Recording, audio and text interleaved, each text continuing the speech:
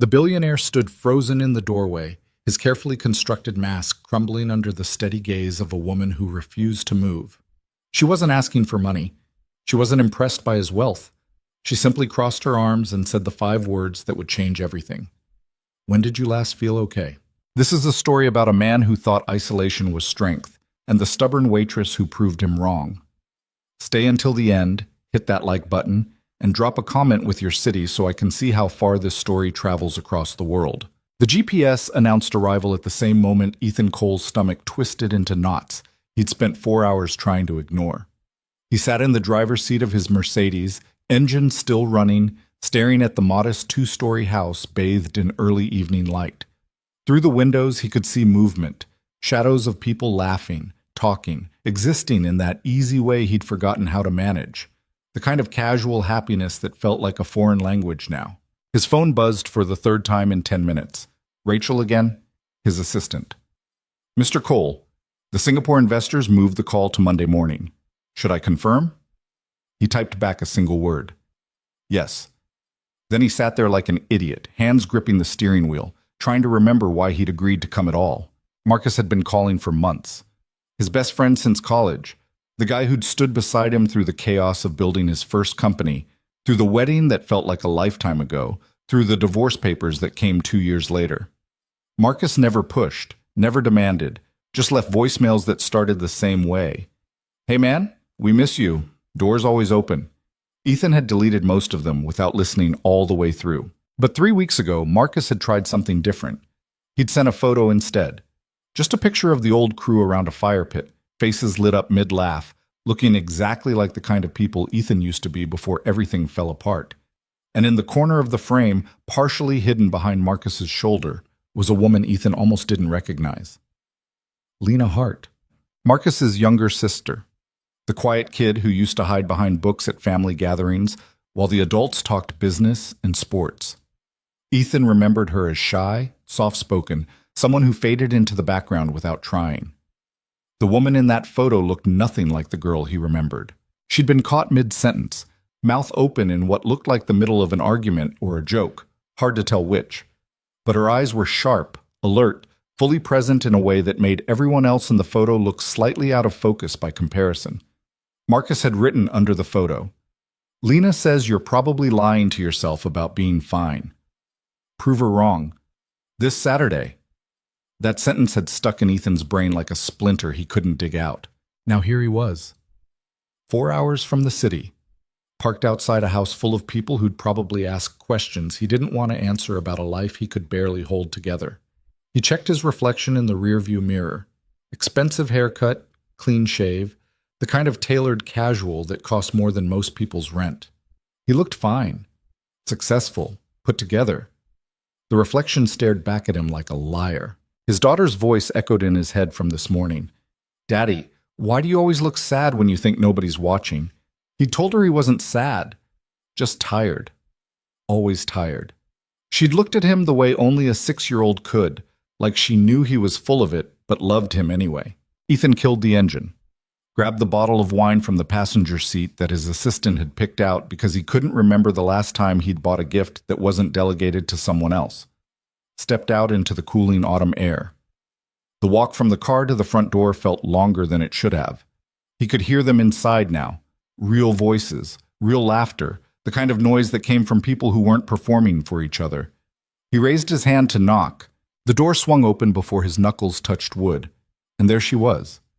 Lena Hart stood in the doorway, one hand on the frame, the other on her hip, looking at him like she'd been expecting him to run. She wore jeans worn soft at the knees and an oversized flannel shirt with the sleeves rolled up. No makeup, hair pulled back in a messy knot. She looked tired in the way people who work too many jobs always look tired, like rest was something that happened to other people. But her eyes were steady, direct, the kind of look that didn't ask permission before seeing straight through you. "Ethan Cole," she said. Not a question, a statement, like she was confirming something she'd already decided. "Lena," he tried for a smile, the one that worked in boardrooms and business dinners. "It's been a while. 6 years. She didn't move from the doorway, didn't step aside to let him in. "You look different." So do you. I grew up. She tilted her head slightly, studying him the way someone might study a puzzle missing obvious pieces. You, on the other hand, look like you're about 10 seconds away from getting back in that car and driving home. The smile faltered. I'm fine. That's what I thought you'd say. She still hadn't moved. Behind her, Ethan could see into the house. The living room was warm and cluttered in that lived-in way his penthouse would never be. Marcus was visible through the doorway, gesturing wildly while telling some story to a group of cousins. Someone was laughing so hard they had to sit down. Ethan felt the weight of the wine bottle in his hand. The carefully selected gift that was supposed to make him look thoughtful instead of desperate for an excuse to show up. Are you going to let me in? He asked. Lena's expression didn't change. That depends. On what? On whether you're going to actually be here or just pretend for a few hours before disappearing again. The words hit harder than they should have. Ethan felt his jaw tighten. I don't know what Marcus told you. He didn't tell me anything. She crossed her arms, settling into the doorway like she had all night. He didn't have to. I've watched you dodge his calls for 8 months. Watched him make excuses for why you can't make it to anything anymore. Watched him worry about you like you're some kind of lost cause he's not ready to give up on yet. I've been busy. Busy. She said it like the word tasted bad. Right, building empires, closing deals, very important billionaire stuff. It's not... He stopped. Started over. My life is complicated right now. Everyone's life is complicated, Ethan. That's not an excuse to disappear. I'm here, aren't I? Are you? She leaned against the doorframe, still blocking his path. Because from where I'm standing, you look like a man who showed up out of obligation and is already planning his exit strategy. He wanted to argue, wanted to tell her she was wrong, that she didn't know him well enough to make that call, that she had no right to stand there judging him when she had no idea what the past 2 years had been like. But the words stuck in his throat, because she wasn't wrong. Look, he said carefully, I appreciate the concern, but I really don't need a lecture from someone I barely know about how to handle my own life. Lena's expression shifted. Not anger. Something closer to disappointment. You're right. You don't know me. And I don't know you. Not anymore. She paused. But I know what it looks like when someone's drowning and pretending they're fine. I've seen it enough times to recognize the signs. I'm not drowning. Then when's the last time you admitted out loud that you weren't okay? The question landed like a punch. Ethan opened his mouth, closed it.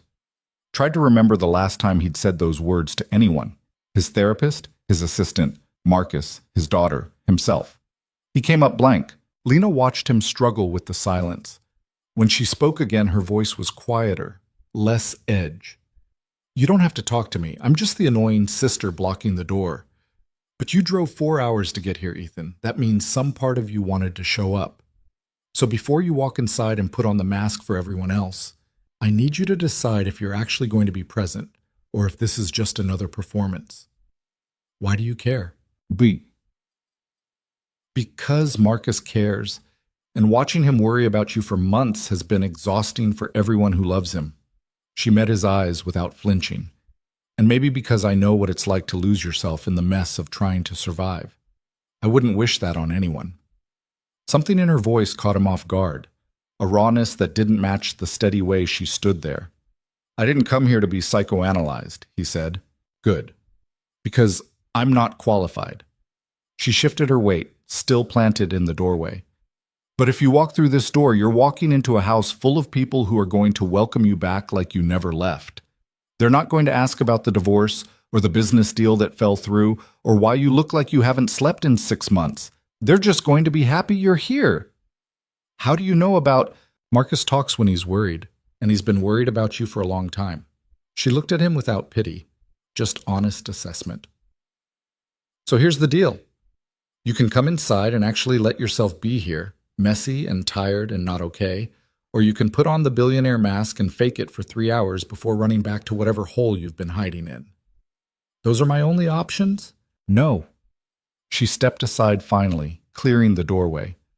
You could also get back in your car and leave. Save everyone the disappointment when you ghost us again next month. Ethan stared at the now open doorway, at the warm light spilling out from inside, at the sounds of family and friends, and the kind of belonging he'd convinced himself he didn't need anymore. He looked back at Lena. You always this blunt with strangers? Only the ones who look like they need it. And you think I needs it? I think you drove 4 hours to stand outside a house full of people who care about you, and you're still trying to decide if you're allowed to walk inside. She held his gaze. Yeah, I think you need it. For a long moment, neither of them moved. Then Ethan did something he hadn't done in months. He told the truth. I don't know how to do this anymore, he said quietly. The whole showing up thing, being around people, pretending I'm not... He stopped. The words felt too big, too honest. Not falling apart? Lena finished for him. He nodded. She didn't smile, didn't offer empty reassurance or tell him it would all be fine. She just stood there, this woman he barely knew, looking at him like his honesty wasn't something to be managed or fixed. Then don't pretend, she said simply. Just come inside and be honest. Even if honest looks like sitting quietly in the corner all night, even if it looks like leaving early because you can't handle it, just be real about it. And if I can't, then fake it until you figure it out. But at least fake it in here where people give a damn instead of alone in whatever sterile penthouse you've been hiding in. Despite everything, Ethan almost laughed. You really don't hold back. Life's too short for polite lies. She gestured toward the inside. You coming or not? He looked down at the wine bottle still clutched in his hand. Expensive. Impersonal. The kind of gift that said, I'm here without actually meaning it. He held it out to her. This is for... whoever. Lena took it, glanced at the label, raised an eyebrow. $200 wine for a potluck dinner. Very on brand. My assistant picked it out. Of course she did. She turned and walked inside, calling over her shoulder. Try to look less terrified. You're making the dog nervous. Ethan followed her through the doorway. The warmth hit him first. Not just temperature, though the house was significantly warmer than the cooling evening outside, but the texture of it. The feeling of a space that had absorbed years of life and noise and people who belonged to each other. The entryway opened into a living room that looked nothing like the carefully designed spaces Ethan had grown accustomed to. Mismatched furniture, photos covering every available wall surface, a bookshelf that sagged under the weight of too many paperbacks, shoes kicked off by the door in a pile that suggested nobody cared about appearances. It felt like home in a way his penthouse never had. Ethan! Marcus appeared from the kitchen, grinning like someone had just told him the best news of his life. He crossed the room in 3 long strides and pulled Ethan into a hug that felt more genuine than any business handshake Ethan had participated in all year. Man, I can't believe you actually came. Ethan managed a smile that felt almost real. Yeah, well, figured I should probably show my face before you sent a search party. I was getting close. Marcus stepped back, hands on Ethan's shoulders, looking at him with the kind of concern friends tried to hide behind casual conversation. You look good. It was a lie. They both knew it. You look the same, Ethan said, which was mostly true. Marcus had maybe a few more gray hairs, a few more laugh lines, but he still had that easy energy Ethan had always envied. The kind of person who moved through the world without carrying the weight of it. Come on, everyone's in the kitchen. Fair warning, Aunt Carol's already 3 glasses deep and asking invasive questions about everyone's love life, so prepare yourself. Lena had disappeared somewhere into the house. Ethan found himself scanning for her without meaning to. Marcus led him through to the kitchen, where chaos reigned in the form of too many people trying to cook in too small a space. The table was covered with dishes in various states of preparation. Someone had apparently attempted homemade bread and failed spectacularly. There was flour everywhere. Ethan recognized most of the faces. Cousins he'd met at Marcus's wedding. College friends who'd stuck around longer than most people managed. A few new additions he didn't know. They welcomed him back into the fold like he'd only been gone a week instead of ghosting them for the better part of a year. Nobody asked about the divorce. Nobody mentioned the failed business deal that had cost him $40 million and a partnership he'd spent 5 years building. Nobody treated him like the broken thing he felt like most days. They just made room for him at the counter and handed him a beer and kept talking like his presence wasn't remarkable. It should have felt good. Instead, it felt disorienting. Ethan had spent so long building walls that he'd forgotten what it felt like when people didn't require them. Here, someone pressed a knife and a cutting board into his hands. Make yourself useful. He looked down at the pile of vegetables. What am I making? Salad. Don't overthink it. Just chop things. So he chopped things. Around him, conversations flowed and overlapped. Arguments about whether the pasta was done. Debates about whose turn it was to set the table. Someone told a story about their kid's disastrous school play that had everyone laughing. The kind of mundane family chaos that Ethan's life had no room for anymore.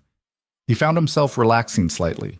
Not much, but enough that his shoulders dropped half an inch from where they'd been tensed up near his ears. Lena reappeared carrying plates, moving through the kitchen with the easy efficiency of someone who knew where everything lived. She didn't look at him, but Ethan got the sense she was aware of exactly where he stood in the room. Dinner was served in shifts because there weren't enough chairs for everyone to sit at once. Ethan ended up at the table with Marcus, two cousins he vaguely remembered, and an older woman who introduced herself as Margaret, Marcus's aunt on his mother's side. The food was good in that imperfect homemade way. Nothing like the restaurants Ethan usually ate at, where every dish was plated like art and tasted like someone was trying too hard. This was just food, pasta that was slightly overcooked, bread that hadn't risen properly but tasted fine anyway, salad with too much dressing because someone got distracted mid-pour. It was perfect. So, Ethan, Margaret said, fixing him with sharp eyes that reminded him uncomfortably of Lena's earlier assessment.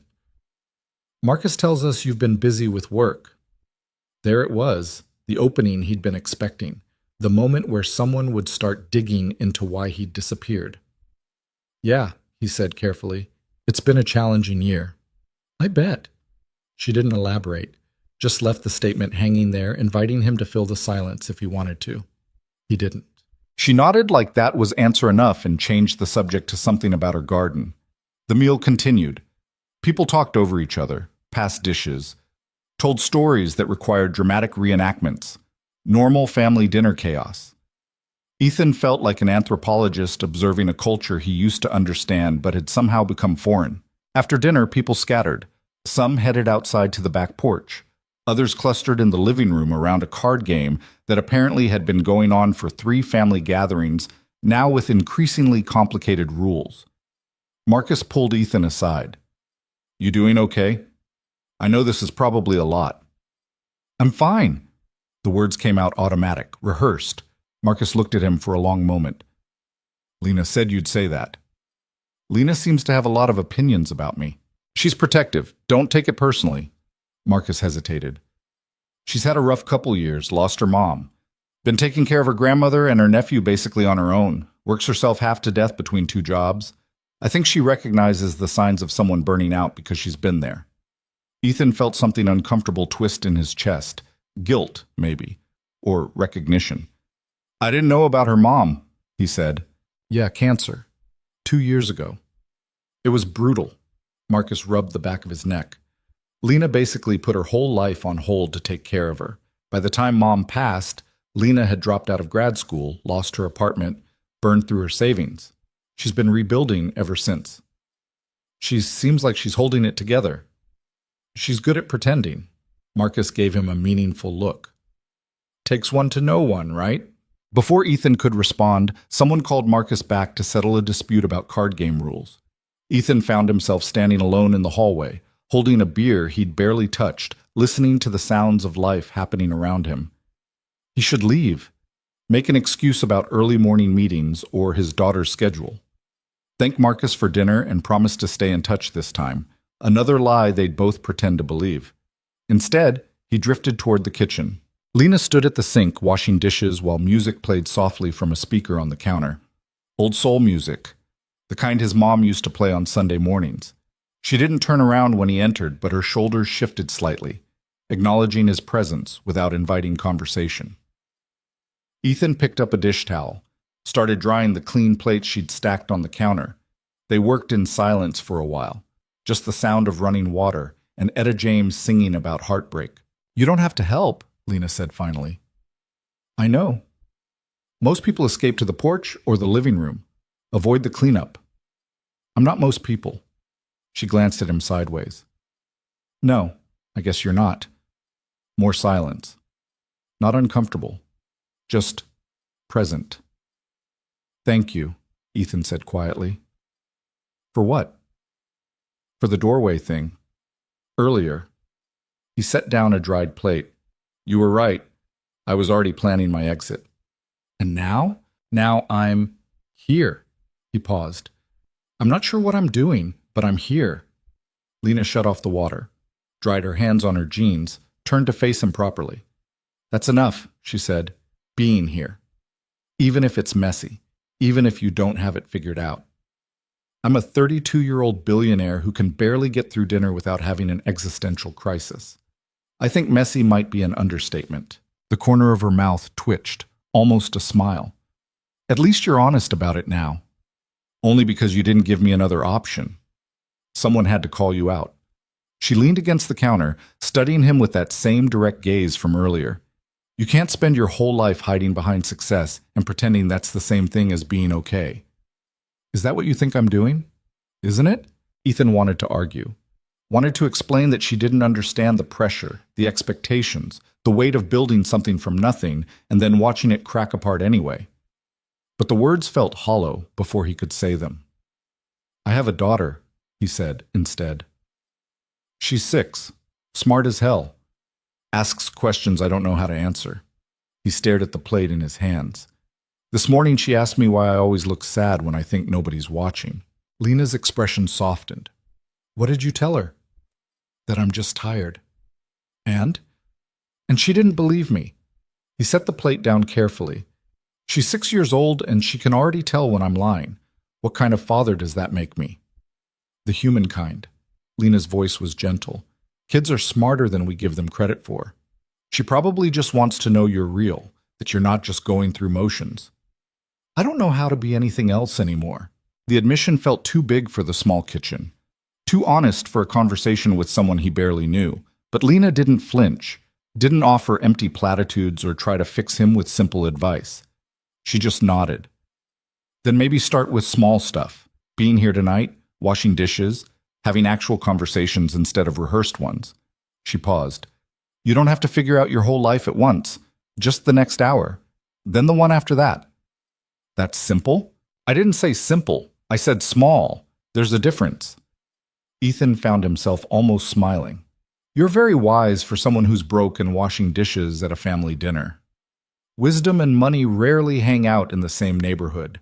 She grabbed another plate to dry. Besides, being broke teaches you things wealth never will, like how to actually appreciate the stuff that matters. And what matters? She gestured around the kitchen. This. People who show up. Honest conversations. The kind of belonging that doesn't come with conditions or contracts. She looked at him directly. The stuff you can't buy, build, or delegate to an assistant. The words hit harder than they should have. Before Ethan could respond, Marcus poked his head into the kitchen. Hey, we're starting a movie. You guys in? Lena looked at Ethan. You staying? He should say no. Should thank them for dinner and head back to the city. Back to his penthouse and his daughter and the carefully controlled life he'd built to keep the mess at bay. But looking at Lena's steady gaze, remembering her words from the doorway, just be present, Ethan found himself nodding. Yeah, he said. I'll stay. Marcus grinned. Perfect. Fair warning. Aunt Carol picked the movie, so it's probably going to be some weird indie thing with subtitles and no plot. They ended up crammed into the living room, bodies arranged across couches and floor cushions and folding chairs brought in from the garage. Ethan found himself wedged between Marcus and a cousin whose name he'd already forgotten, with Lena sitting cross-legged on the floor near his feet.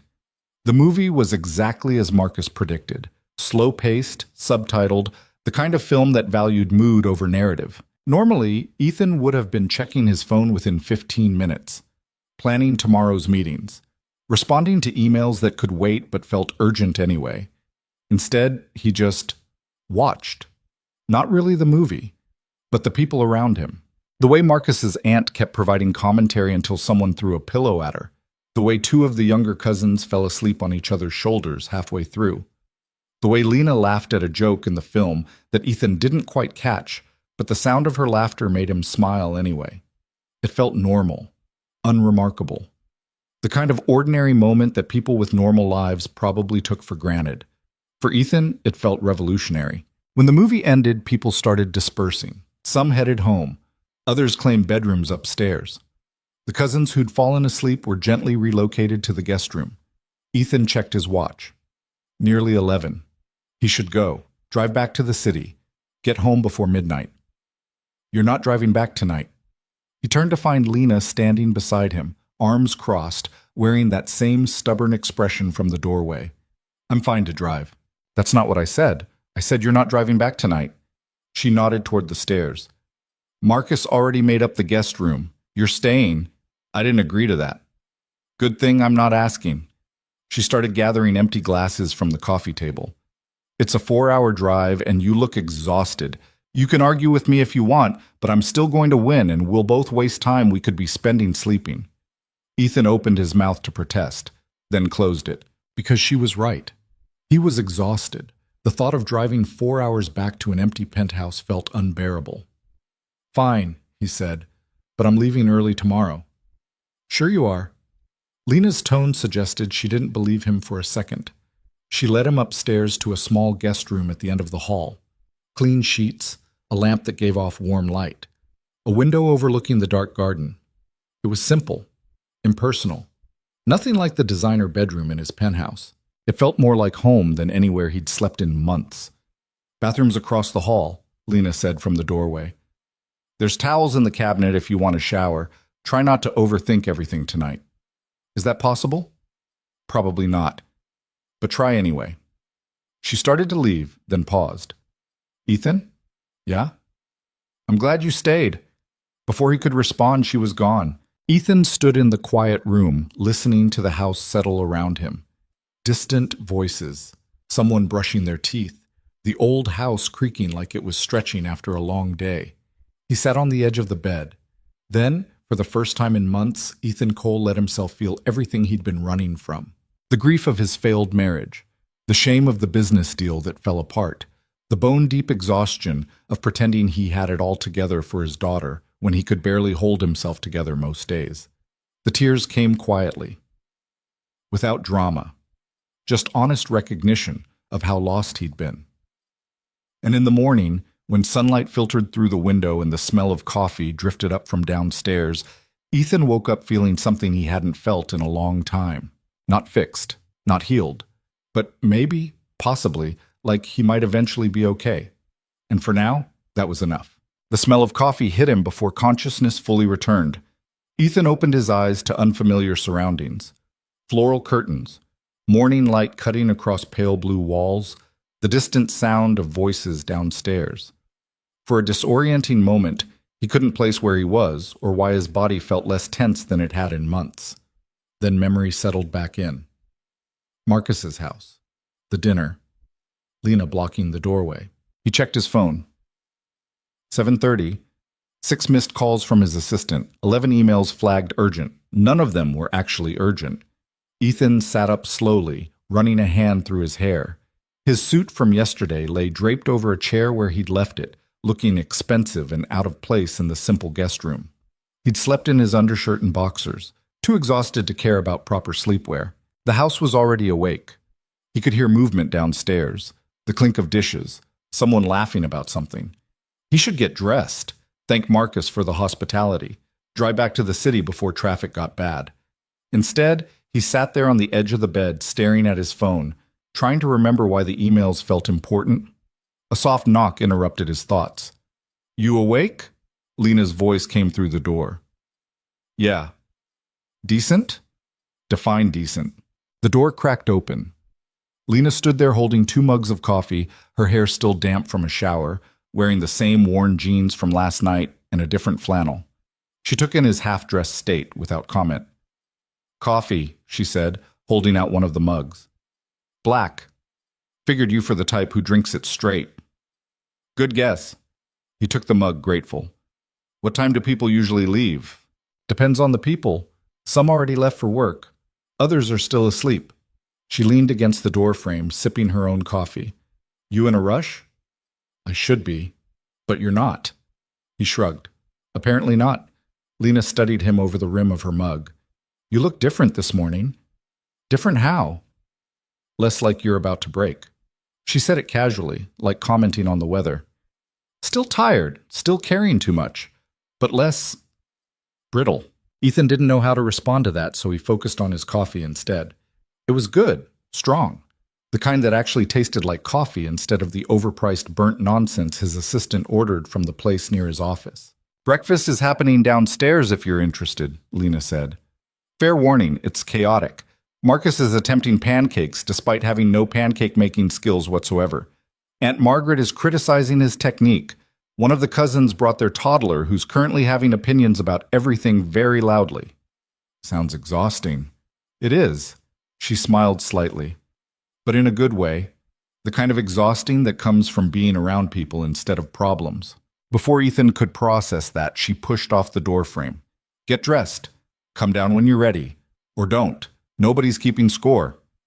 She left, pulling the door closed behind her. Ethan sat there for another minute, drinking coffee and staring at his phone.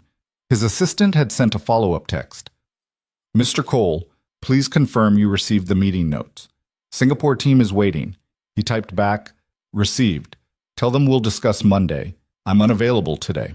Then he turned off his phone completely. The act felt reckless and freeing in equal measure. Downstairs, the kitchen was exactly as chaotic as Lena had promised. Marcus stood at the stove, wearing an apron that said "Kiss the Cook" in faded letters, flipping pancakes with the concentrated focus of someone attempting surgery. Aunt Margaret sat at the kitchen table, offering unsolicited advice about heat distribution and batter consistency while reading a newspaper. A toddler, maybe 3 years old, sat in a high chair, banging a spoon against the tray and shouting "more" at random intervals. Lena stood at the counter, slicing fruit with efficient precision. "Ethan!" Marcus spotted him first, grinning like they were old college roommates instead of friends who'd barely spoken in months. "You survived the night. I wasn't sure you'd stick around." "Your sister made a compelling argument about not driving tired." "My sister makes compelling arguments about everything. It's annoying." Marcus gestured with the spatula. "Pancakes are almost ready. Grab a seat." The toddler chose that moment to fling the spoon across the room. It clattered against the cabinet near Ethan's head. "Sorry." A woman Ethan vaguely recognized rushed over to retrieve it. "He's in a throwing phase. We're working on it." "No worries." Ethan bent down, picked up the spoon, handed it back. The toddler immediately threw it again. "Okay, new strategy." The woman, Sarah, Ethan remembered now, one of Marcus's cousins, removed all throwable objects from the high chair's vicinity. "You're getting Cheerios and nothing else until you learn physics doesn't work that way." Ethan found himself smiling despite everything. He grabbed a seat at the table next to Aunt Margaret, who glanced up from her newspaper long enough to say, "Coffee's fresh if you need more." "I'm good, thank you." She nodded and went back to the crossword puzzle she'd been working on. The normalcy of it felt surreal, like he'd stepped into someone else's life temporarily, someone whose biggest problem was whether the pancakes would turn out okay. Lena brought over a plate of sliced strawberries and melon, setting it in the center of the table. "Fruit's ready. Marcus, you need to flip that one before it burns." "I know what I'm doing." "You really don't." "I've made pancakes before." "Burning frozen ones in a toaster oven doesn't count." Marcus flipped the pancake with exaggerated flair. It landed perfectly. He pointed the spatula at Lena triumphantly. "See? Skills. One decent flip doesn't erase the 3 you burned earlier. Those were practice rounds. You can't practice your way through an entire box of mix." Watching them bicker felt like watching a well-rehearsed play, the kind of sibling dynamic built over years of shared history and mutual affection disguised as insults. Ethan had been an only child. He'd never had this, the comfortable rhythm of people who knew each other well enough to argue without malice. Breakfast was served in the same chaotic fashion as dinner had been. Pancakes that varied wildly in quality. Fruit, bacon that was slightly too crispy, orange juice in a pitcher that didn't match any of the glasses. People ate standing up, sitting down, moving between conversations like water finding its level. Ethan ended up with a plate of food he hadn't asked for, sitting between Marcus and a cousin whose name he still couldn't remember, listening to Aunt Margaret explain her strategy for the New York Times crossword. "The trick is to start with the small words," she was saying. "Everyone wants to solve the big impressive answers first, but those are designed to be difficult. The 3-letter words are your foundation. Build from there." "Sounds like business strategy," Ethan found himself saying. "Handle the fundamentals before tackling the complicated stuff." Margaret looked at him with sharp eyes. Exactly, though most people ignore that advice in both crosswords and life. Present company included? Especially present company. She took a sip of coffee. Marcus says you run a tech company. Used to, sort of. It's complicated. Most worthwhile things are. She went back to her puzzle. Doesn't mean they're not worth figuring out. Ethan wasn't sure if they were still talking about crosswords. After breakfast, people scattered again. Marcus disappeared to help his cousin wrangle the toddler. Aunt Margaret claimed the porch with her newspaper. Others drifted toward various corners of the house. Ethan found himself alone in the kitchen with Lena again, falling into the same rhythm they'd established last night, him drying dishes while she washed. You don't have to keep helping, Lena said, echoing her words from the previous evening. Maybe I want to. Why? Good question. Ethan considered it while drying a plate. Because it feels normal, simple. I spend most of my time in meetings where everyone's performing some version of themselves they think I want to see. This is just washing dishes? The bar for your life satisfaction is concerningly low. You'd be surprised how rare simple actually is when you have money. Lena handed him another wet plate. Money doesn't complicate things. People's relationship to money does. Spoken like someone who's never had to manage investors, board members, and employees who all want different things from you simultaneously. Spoken like someone who's never had to choose between paying rent and buying groceries. She said it without bitterness, just fact. Different problems, same underlying question. Which is? What actually matters when everything else gets stripped away? Ethan set down the plate. And what's your answer? Lena was quiet for a moment, hands still in the soapy water. People who show up. Work that means something, even if it doesn't pay much. Making it through hard days and still finding reasons to try again tomorrow. She glanced at him. The stuff that doesn't look impressive on paper, but keeps you human. Sounds exhausting. It is. She pulled the plug, watching the water drain. But it's real, and I'll take real and exhausting over fake and comfortable any day. Even when real means struggling? Especially then. She dried her hands on a towel. Struggling means you're still fighting. Comfortable means you've stopped trying. Ethan leaned against the counter, studying her. You're very sure about things. I'm sure about some things, uncertain about most, but I've learned to tell the difference. She met his eyes. You, on the other hand, seem uncertain about everything while pretending to be sure about all of it. Thanks for the psychoanalysis. You're welcome. She tossed him the towel. Come on. I want to show you something. She led him through the house to a back door he hadn't noticed before, out into the garden he'd glimpsed from the guest room window last night. In daylight, it was bigger than he'd realized. Not manicured or designed, just a sprawling space where nature had been gently encouraged rather than controlled. Wildflowers mixed with vegetable plants. A wooden bench sat under an old oak tree. Birds moved through the branches overhead. It felt peaceful in a way Ethan's perfectly landscaped rooftop terrace never had. Marcus and I used to play out here when we were kids, Lena said, walking toward the bench. Before Mom got sick, before everything got complicated. Ethan followed her, settling onto the bench beside her. The wood was worn smooth from years of use, warm from the morning sun. What was she like? He asked. Your mom. Lena smiled, though something sad flickered behind it. Strong, stubborn, terrible at asking for help even when she desperately needed it. She paused. Kind of like someone else I know. Subtle. I don't do subtle. She pulled her knees up to her chest, wrapping her arms around them. She got diagnosed 2 weeks after I started grad school. Breast cancer. Stage 3. The doctor said 18 months, maybe 2 years with treatment. I'm sorry. Everyone's sorry. Sorry doesn't change anything. Lena rested her chin on her knees. I dropped out immediately, moved back home, spent the next year and a half taking care of her while she slowly stopped being herself. Ethan didn't know what to say, so he just listened. The worst part wasn't watching her die, Lena continued quietly. It was watching her fight so hard to stay alive for everyone else's sake when she was clearly ready to go. She kept pushing through treatments that made her miserable because she didn't want to disappoint us by giving up. That sounds like love. It was, but it was also exhausting. For her. For all of us. Lena looked out at the garden. Toward the end, I told her it was okay to stop fighting, that we'd be okay, that she didn't have to keep suffering just to make us feel better about losing her. What did she say? She cried. Then she thanked me. Then she stopped the treatments. Lena's voice caught slightly. She died 3 weeks later, peacefully, in her sleep, finally at rest. They sat in silence for a while. A breeze moved through the oak tree, rustling leaves overhead. Why are you telling me this?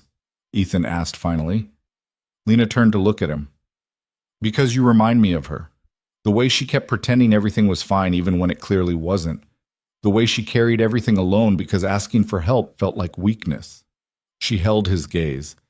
The way she only admitted she was drowning when someone finally gave her permission to stop performing. Ethan felt something crack open in his chest. I'm not dying. No, but you're not really living either, Lena's voice was gentle. And watching you pretend yesterday, the fake smile when you arrived, the careful answers to simple questions, the way you kept checking your phone like it was a lifeline instead of an escape route. It reminded me of every conversation I had with my mom where we both knew she was lying about being okay. That's not fair. Probably not, but it's true. Ethan wanted to argue, wanted to explain that his situation was different, that running a company and raising a daughter alone required a certain amount of performance, that vulnerability was a luxury people in his position couldn't afford. But the words stuck in his throat. Because Lena was right. He had been performing for months, maybe longer. I don't know how to stop, he admitted quietly. Stop what? Pretending, performing, being the version of myself everyone expects. He stared at his hands. My ex-wife used to say I was emotionally unavailable, that I treated our marriage like a business partnership instead of a relationship. I thought she was being dramatic. Was she? No, she was right. I did. Ethan rubbed his face. I scheduled time with her like meetings, planned date nights weeks in advance and then canceled them when work got busy. Talked about our relationship in terms of goals and benchmarks like we were launching a product. Sounds lonely. It was. For both of us. He laughed bitterly. The irony is, I thought I was being a good husband by providing stability and success. Turned out she just wanted me to be present, to actually talk to her instead of managing her. Lena pulled a piece of grass from between the bench slats, twisting it between her fingers. Did you love her? I thought I did, but honestly, I don't know if I was capable of loving anyone back then. I was too busy building an empire to notice I was losing everything that actually mattered. And now? Now I have the empire. And a daughter who asks why I look sad. And an empty penthouse that costs $4 million but doesn't feel like home. He looked at Lena. So yeah, great trade-off. She didn't offer sympathy or try to fix it, just sat there, holding space for his honesty. What about you? Ethan asked, needing to shift focus away from his own mess. After your mom died, what happened? Life kept happening whether I was ready or not. Lena tossed the blade of grass aside. My grandmother needed care. My sister had a kid she couldn't handle alone. Bills needed paying, so I got a job waitressing because it was flexible and didn't require a degree. I didn't finish. Then I got a second job because one wasn't enough. That sounds unsustainable. It is. But what's the alternative? Let my grandmother go into a home she can't afford? Watch my nephew grow up without stability? Give up completely? She shook her head. I chose survival. It's not pretty, but it's real. Don't you resent it, having to put your life on hold for everyone else? Lena considered the question carefully. Sometimes. Late at night when I'm too tired to sleep and too anxious about money to relax. When I see old classmates posting about their careers and travels and perfectly curated lives while I'm measuring out rice to make it last another week. She paused. But then I remember my nephew laughing at something stupid I said, or my grandmother telling stories about her childhood, and I realize I'm getting something they'll never have. Which is? People who need me. Purpose that matters. The knowledge that my life means something beyond just my own success. She looked at him. You can't buy that, Ethan, and you can't build it in a boardroom. He wanted to argue that his work mattered too, that building technology and creating jobs had value, that providing for his daughter was its own form of purpose. But sitting in that garden, listening to Lena describe a life built on showing up for people instead of achievements, Ethan couldn't remember the last time his work had felt meaningful beyond the numbers. "I'm tired," he said suddenly. Not physically, though he was that too, but deeper. Soul-level exhaustion. "I know. I don't know how to fix it." Maybe you don't have to fix it. Maybe you just have to acknowledge it and start making different choices. Lena stood, brushing off her jeans. "Come on. Marcus is probably wondering where we disappeared to." They walked back toward the house in comfortable silence. At the door, Lena paused. "Can I ask you something?" "Sure." "When's the last time you did something just because you wanted to? Not because it was strategic or necessary or good for business, just because it made you happy?" Ethan thought about it, really thought about it. He came up blank. Lena nodded like that was the answer she'd expected. Something to think about. Back inside, Marcus had corralled a group for a board game that apparently required teams and elaborate rules.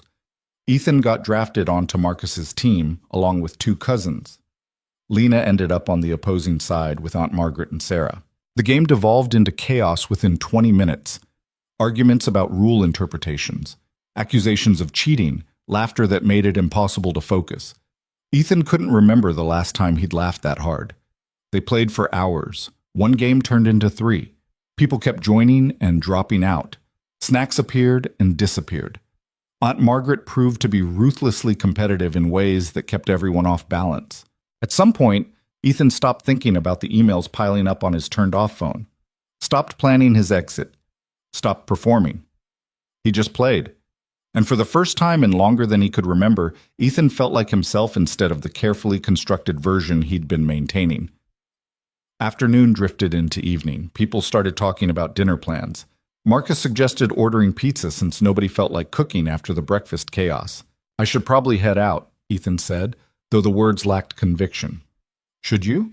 Marcus asked. "Or are you just saying that because you think you should?" Ethan didn't have a good answer. Lena appeared beside him, carrying empty glasses from the game. "Stay for dinner, leave after if you want, but at least eat first." It wasn't really a question. "You're very pushy," Ethan said. "Someone has to be. You're very good at running away." She had him there. Dinner was pizza eaten straight from boxes while people argued about what movie to watch. Ethan ended up on the floor again, back against the couch, with a paper plate balanced on his knee. It was chaotic and imperfect, and nothing like the carefully planned meals he usually ate alone in his penthouse. It was also the best dinner he'd had in months. Later, after the movie ended and people started heading to bed, Ethan found himself in the kitchen again. This time just him and Marcus cleaning up the pizza boxes and empty glasses. "You doing okay?" Marcus asked. "I know this is probably a lot after being isolated for so long." "I'm good." The words came out automatic, but this time they felt closer to true. Marcus studied him. "Lena's been giving you the full treatment, huh? Is that what we're calling it?" "She does that, sees through people's bullshit immediately and refuses to let them hide." Marcus smiled. "Drove our mom crazy when Lena was a teenager. She couldn't get away with anything because Lena would just call her out directly." "Where does she get that from?" "Dad? Probably. He was a therapist before he died.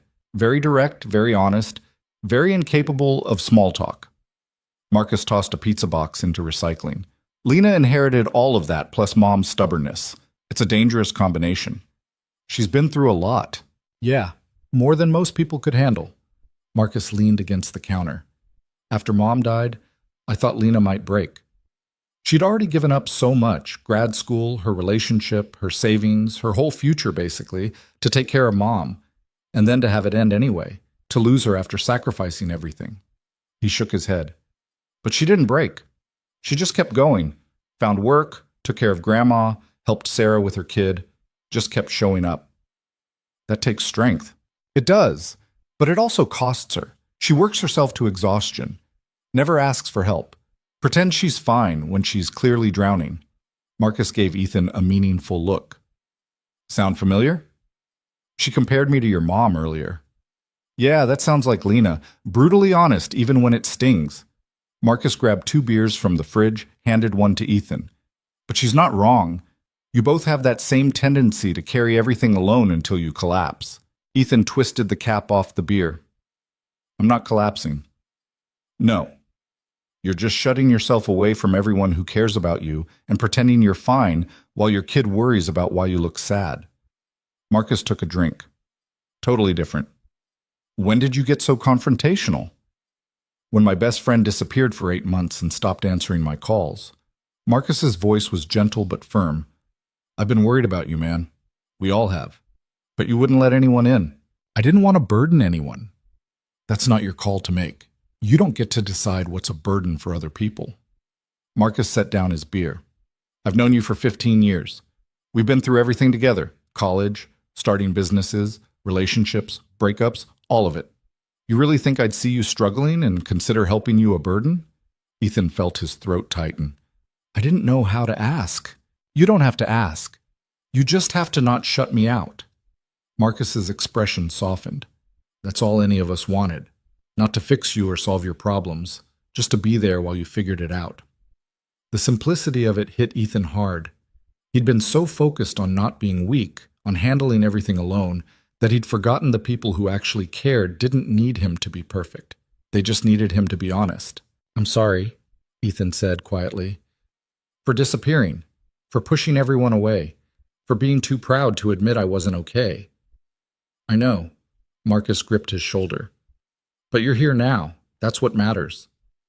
They stood there in the kitchen, two old friends reconnecting across months of silence, and for the first time since his divorce, Ethan didn't feel completely alone. Later, lying in the guest room for the second night, Ethan turned his phone back on. The notifications flooded in immediately. 23 emails, 14 missed calls, text messages from his assistant asking increasingly urgent questions about meetings and decisions that apparently couldn't wait. He scrolled through them all, then he typed out a message to his assistant. Taking the weekend off. Push everything to Monday. I'll handle it then. He sent it before he could second-guess himself. Then he turned the phone off again and set it on the nightstand. Outside the window, he could hear the garden settling into night. Wind through the oak tree, distant sounds of the house getting ready for sleep. For the first time in months, Ethan closed his eyes without dreading tomorrow. And when sleep finally came, it was deep and dreamless and undisturbed by the constant anxiety that usually kept him tossing until dawn. In the morning, he'd face reality again. The penthouse, the business, his daughter, all the complicated pieces of his life that didn't fit together as neatly as he wanted. But tonight, in this simple guest room in his best friend's house, Ethan let himself rest. And in that rest, something started to shift. Not healing exactly. Not yet. But the beginning of understanding that maybe healing was possible after all. Sunday morning arrived with rain. Ethan woke to the sound of it drumming against the window, steady and rhythmic. The kind of rain that settled in for the day, turning the world soft and gray. He lay there listening, not reaching for his phone immediately like he usually did, just existing in the quiet space between sleep and the demands of consciousness. Someone was cooking downstairs. He could smell bacon, hear the murmur of voices, the scrape of a chair against the kitchen floor. His phone sat on the nightstand where he'd left it, still powered off. The temptation to turn it back on crept in, just to check, just to make sure nothing had collapsed in his absence. He resisted. Instead, he got up, splashed water on his face, and headed downstairs in the same clothes he'd slept in. The kitchen was quieter than the previous 2 mornings. Just Lena and Aunt Margaret moving around each other with the easy familiarity of people who'd shared this space countless times before. Coffee's fresh, Lena said without looking up from the eggs she was scrambling. Mugs are in the cabinet to your left. Ethan poured himself a cup, settled at the table across from Margaret, who was doing another crossword puzzle. Everyone else still asleep? He asked. Marcus took Sarah and the baby back to the city early this morning, Margaret said, not looking up from her puzzle. Work tomorrow. Real life calling and all that. Right, real life. You say that like it's something separate from this. Margaret glanced at him over her reading glasses. This is real life too, you know, just a different version of it. Ethan didn't have an answer for that. Lena brought over plates, eggs, bacon, toast that was slightly burned on one edge. She sat down beside him, forking eggs into her mouth like someone who'd learned to eat quickly between shifts. They ate in comfortable silence, rain continuing its steady percussion against the windows. What are your plans today? Margaret asked, setting down her pen. Heading back to the city? I should. Ethan heard how automatic the response sounded. My daughter gets back from her grandmother's this afternoon. I should be there. What time does she get back? 4. Margaret checked her watch. It's 8:30 now. 4-hour drive puts you home by 12:30. Plenty of time. I should leave earlier, beat the traffic. Or you could stay for breakfast and leave at 10. Still plenty of time. She went back to her crossword. Unless you're looking for an excuse to run. Ethan looked at Lena, who was watching him with that same steady assessment she'd given him in the doorway 2 days ago. She's right, Lena said. You've got time. Unless being here is that unbearable. It's not unbearable. Then stay. She said it simply, not demanding, just offering. So he stayed. After breakfast, Margaret disappeared upstairs with a book. Lena started clearing dishes, and Ethan fell into the now familiar rhythm of drying beside her. The rain had settled into a steady drone, the kind of weather that made everything feel slower, softer around the edges. Can I ask you something? Ethan said, breaking the silence. You're going to anyway. Why do you keep helping me? You don't know me. You have your own problems. But you've spent this whole weekend basically forcing me to be honest about my life. Lena rinsed a plate, handed it to him. You want the real answer or the polite one? Reals. Because watching you pretend reminded me of every mistake I made after Mom died. She kept washing dishes, not looking at him. I spent 6 months telling everyone I was fine, that I didn't need help, that I could handle everything alone, and I almost destroyed myself trying to prove it. What changed? I ended up in the emergency room at 2 in the morning because I'd been so exhausted I'd passed out at work and hit my head on the way down. She touched her temple absently, like the memory still lived there. Concussion, dehydration, borderline malnutrition because I'd been skipping meals to save money. The doctor asked me who I could call, and I realized I'd pushed away everyone who would have come. Ethan set down the plate. What did you do? Called Marcus. Cried for about an hour straight. Let him help me figure out a schedule that didn't involve working myself to death. She pulled the plug, watching the water drain. It didn't fix everything. I still struggle. Still work too much. Still lie awake at night worrying about money.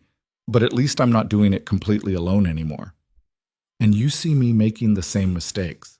I see you drowning while pretending you're swimming. Yeah. She dried her hands, turned to face him. Look, I get it. Asking for help feels like admitting defeat, like you're not strong enough to handle your own life. But that's bullshit, Ethan. Strength isn't carrying everything alone.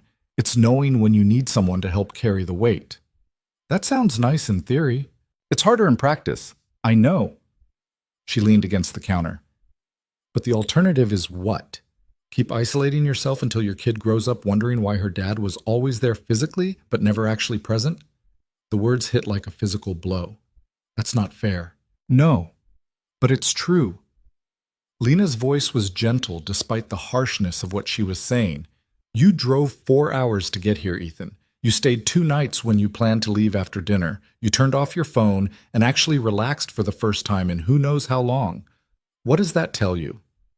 That I'm avoiding my real life? Or that your real life has become so unbearable that a weekend with strangers feels like relief? She held his gaze. Maybe the problem isn't that you're here. Maybe it's what you're going back to.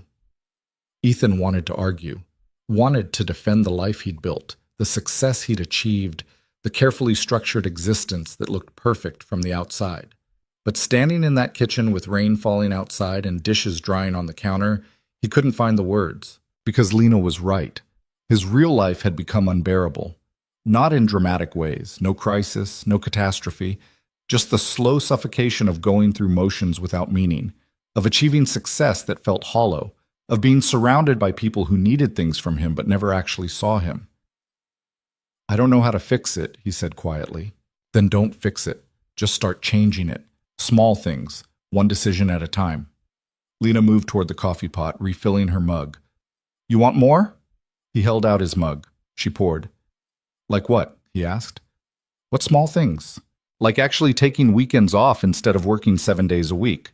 Like hiring people you trust so you're not micromanaging every detail. Like spending time with your daughter that isn't scheduled around conference calls. She added cream to her coffee. Like maybe calling your best friend once in a while instead of avoiding him for 8 months. I didn't know where to start. So start now. Start small. Start imperfect. She took a sip, watching him over the rim. You don't have to have it all figured out, Ethan. You just have to stop pretending you already do. They moved to the living room, settling into opposite ends of the couch, while rain blurred the windows. The house felt different with most people gone, quieter, more intimate. Lena curled up in this corner, feet tucked under her, nursing her coffee. Ethan sat at the other end, suddenly aware of how much space existed between them and how little it felt like. Tell me about your daughter, Lena said. What's she like? Ethan felt his expression soften automatically. She's 6. Smart as hell. Asks questions that would stump most adults. Last week she wanted to know why people cry when they're happy if crying is supposed to mean you're sad. What did you tell her? That emotions are complicated and sometimes our bodies don't know how to express them properly. He smiled despite himself. She thought about it for a minute, then asked if that's why I always look confused. Lena laughed. She sounds perceptive. Too perceptive. She notices everything. Like this morning when she asked why I look sad when I think nobody's watching. He stared into his coffee. I didn't have a good answer because I didn't realize I was doing it. Kids see what we hide from everyone else. Yeah, it's terrifying. It's honest. Lena shifted position, getting more comfortable. What does she like to do, besides asking existential questions? She draws, constantly. Fills entire notebooks with pictures of animals and space and whatever random thing caught her attention that day. Ethan found himself smiling wider. Last month, she drew a series of what she called sad businessmen that were basically stick figures in suits looking miserable. When I asked her about it, she said she was drawing all the people she sees on my office floor. Ouch, right? 6 years old and already noticing the corporate soul crushing? He shook his head. She wants to be an artist when she grows up, or a veterinarian, or sometimes an astronaut. It changes daily. Must be nice to believe you can be anything. Must be. Ethan looked at Lena. What did you want to be before everything happened? She considered the question, finger tracing the rim of her mug. A therapist, actually. Like my dad. That's what I was studying before I dropped out. Clinical psychology. Wanted to help people work through trauma and loss and all the messy stuff that doesn't fit into neat categories. That fits. Does it? You're basically doing therapy right now, just without the degree or getting paid for it. Lena smiled. Fair point. Though I'm pretty sure actual therapists don't corner people in doorways and force them to be honest. Maybe they should. Might be more effective. They fell into silence again, but it was comfortable. The kind of quiet that didn't need filling. Outside, the rain continued. Inside, the house settled around them with creaks and sighs. I should probably go soon, Ethan said, though he made no move to stand. You've said that 6 times since yesterday, and yet here I am. Here you are. Lena set down her mug. Why is that, you think? Honestly? Always. Ethan took a breath, letting himself say something he hadn't admitted out loud yet. Because being here feels like I can breathe again. Like I'm not constantly performing or managing or trying to be 10 steps ahead of disaster. He looked at her. And because you don't treat me like a billionaire or a failure or someone who needs handling. You just treat me like a person who's struggling. Because that's what you are. Most people can't see past the money. Most people are idiots. She said it so matter-of-factly that Ethan almost laughed. Money's just a thing, Ethan. Doesn't define you any more than being broke defines me. We're both just people trying to figure out how to get through the day without completely falling apart. You make it sound simple. It is simple. People complicate it by adding all this other stuff. Status, success, what things look like from the outside. She shifted to face him more directly. But strip all that away and we're all just trying to survive while finding small moments that make survival worth it. And what are your small moments? Lena thought about it. My nephew laughing at something stupid. Coffee on mornings when I can actually sit and drink it instead of running out the door. Gardens in the rain, conversations with people who don't bullshit me. She met his eyes. This, actually. Right now. Something shifted in the air between them. Nothing dramatic, just a subtle recognition of connection. Ethan cleared his throat. I should probably actually leave soon. It's almost 10. Probably. Lena didn't move. Or you could wait until the rain lets up. Roads get slick around here when it pours like this. Is that actually true, or are you making excuses to keep me here? Can it be both? He smiled despite himself. You're very stubborn. So I've been told. She stood, stretching. Come on. If you're determined to leave, at least let me pack you some leftovers. Marcus will kill me if I let you drive 4 hours without food. In the kitchen, Lena assembled containers with the efficiency of someone who'd done this countless times. Leftover pancakes, bacon, some fruit. She packed it all into a bag and handed it to him. There. Breakfast for tomorrow so you don't skip meals like I know you probably do. I don't skip meals. When's the last time you ate breakfast that wasn't coffee and whatever your assistant grabbed you? Ethan opened his mouth, closed it. That's what I thought. She grabbed his jacket from where it had been hanging by the door for 2 days. You're terrible at taking care of yourself. And you're very opinionated about strangers' eating habits. You're not a stranger anymore. You're the stubborn billionaire I bullied into being honest for a weekend. She held out his jacket. That makes us something. Not sure what, but something. Ethan took the jacket, their fingers brushing briefly in the exchange. Thank you for all of this. For not letting me hide. Thank me by actually changing something when you get home. Don't just go back to the same patterns and pretend this weekend was a nice break from reality. I'll try. Don't try. Do. She walked him to the door. And answer Marcus's calls. He worries about you more than he lets on. I will. They stood in the doorway, the same doorway where she'd blocked his entrance 2 days ago. Now she stood aside, giving him clear passage to leave. But Ethan found himself hesitating. Can I ask you something before I go? Sure. Why do you work yourself to death for people who aren't even your responsibility? Your grandmother, your nephew. You're not obligated to sacrifice everything for them. Lena leaned against the doorframe, considering. Because they're family, because they need me, because I'd rather struggle helping people I love than be comfortable and alone. She paused. And because my mom spent her whole life teaching me that showing up for people matters more than anything else. I'm not going to dishonor that by abandoning everyone the moment it gets hard. Even when it costs you everything, especially then. That's when it means the most. She looked at him steadily. You could learn from that, you know. Showing up, being present, choosing people over convenience. I'm trying. I know.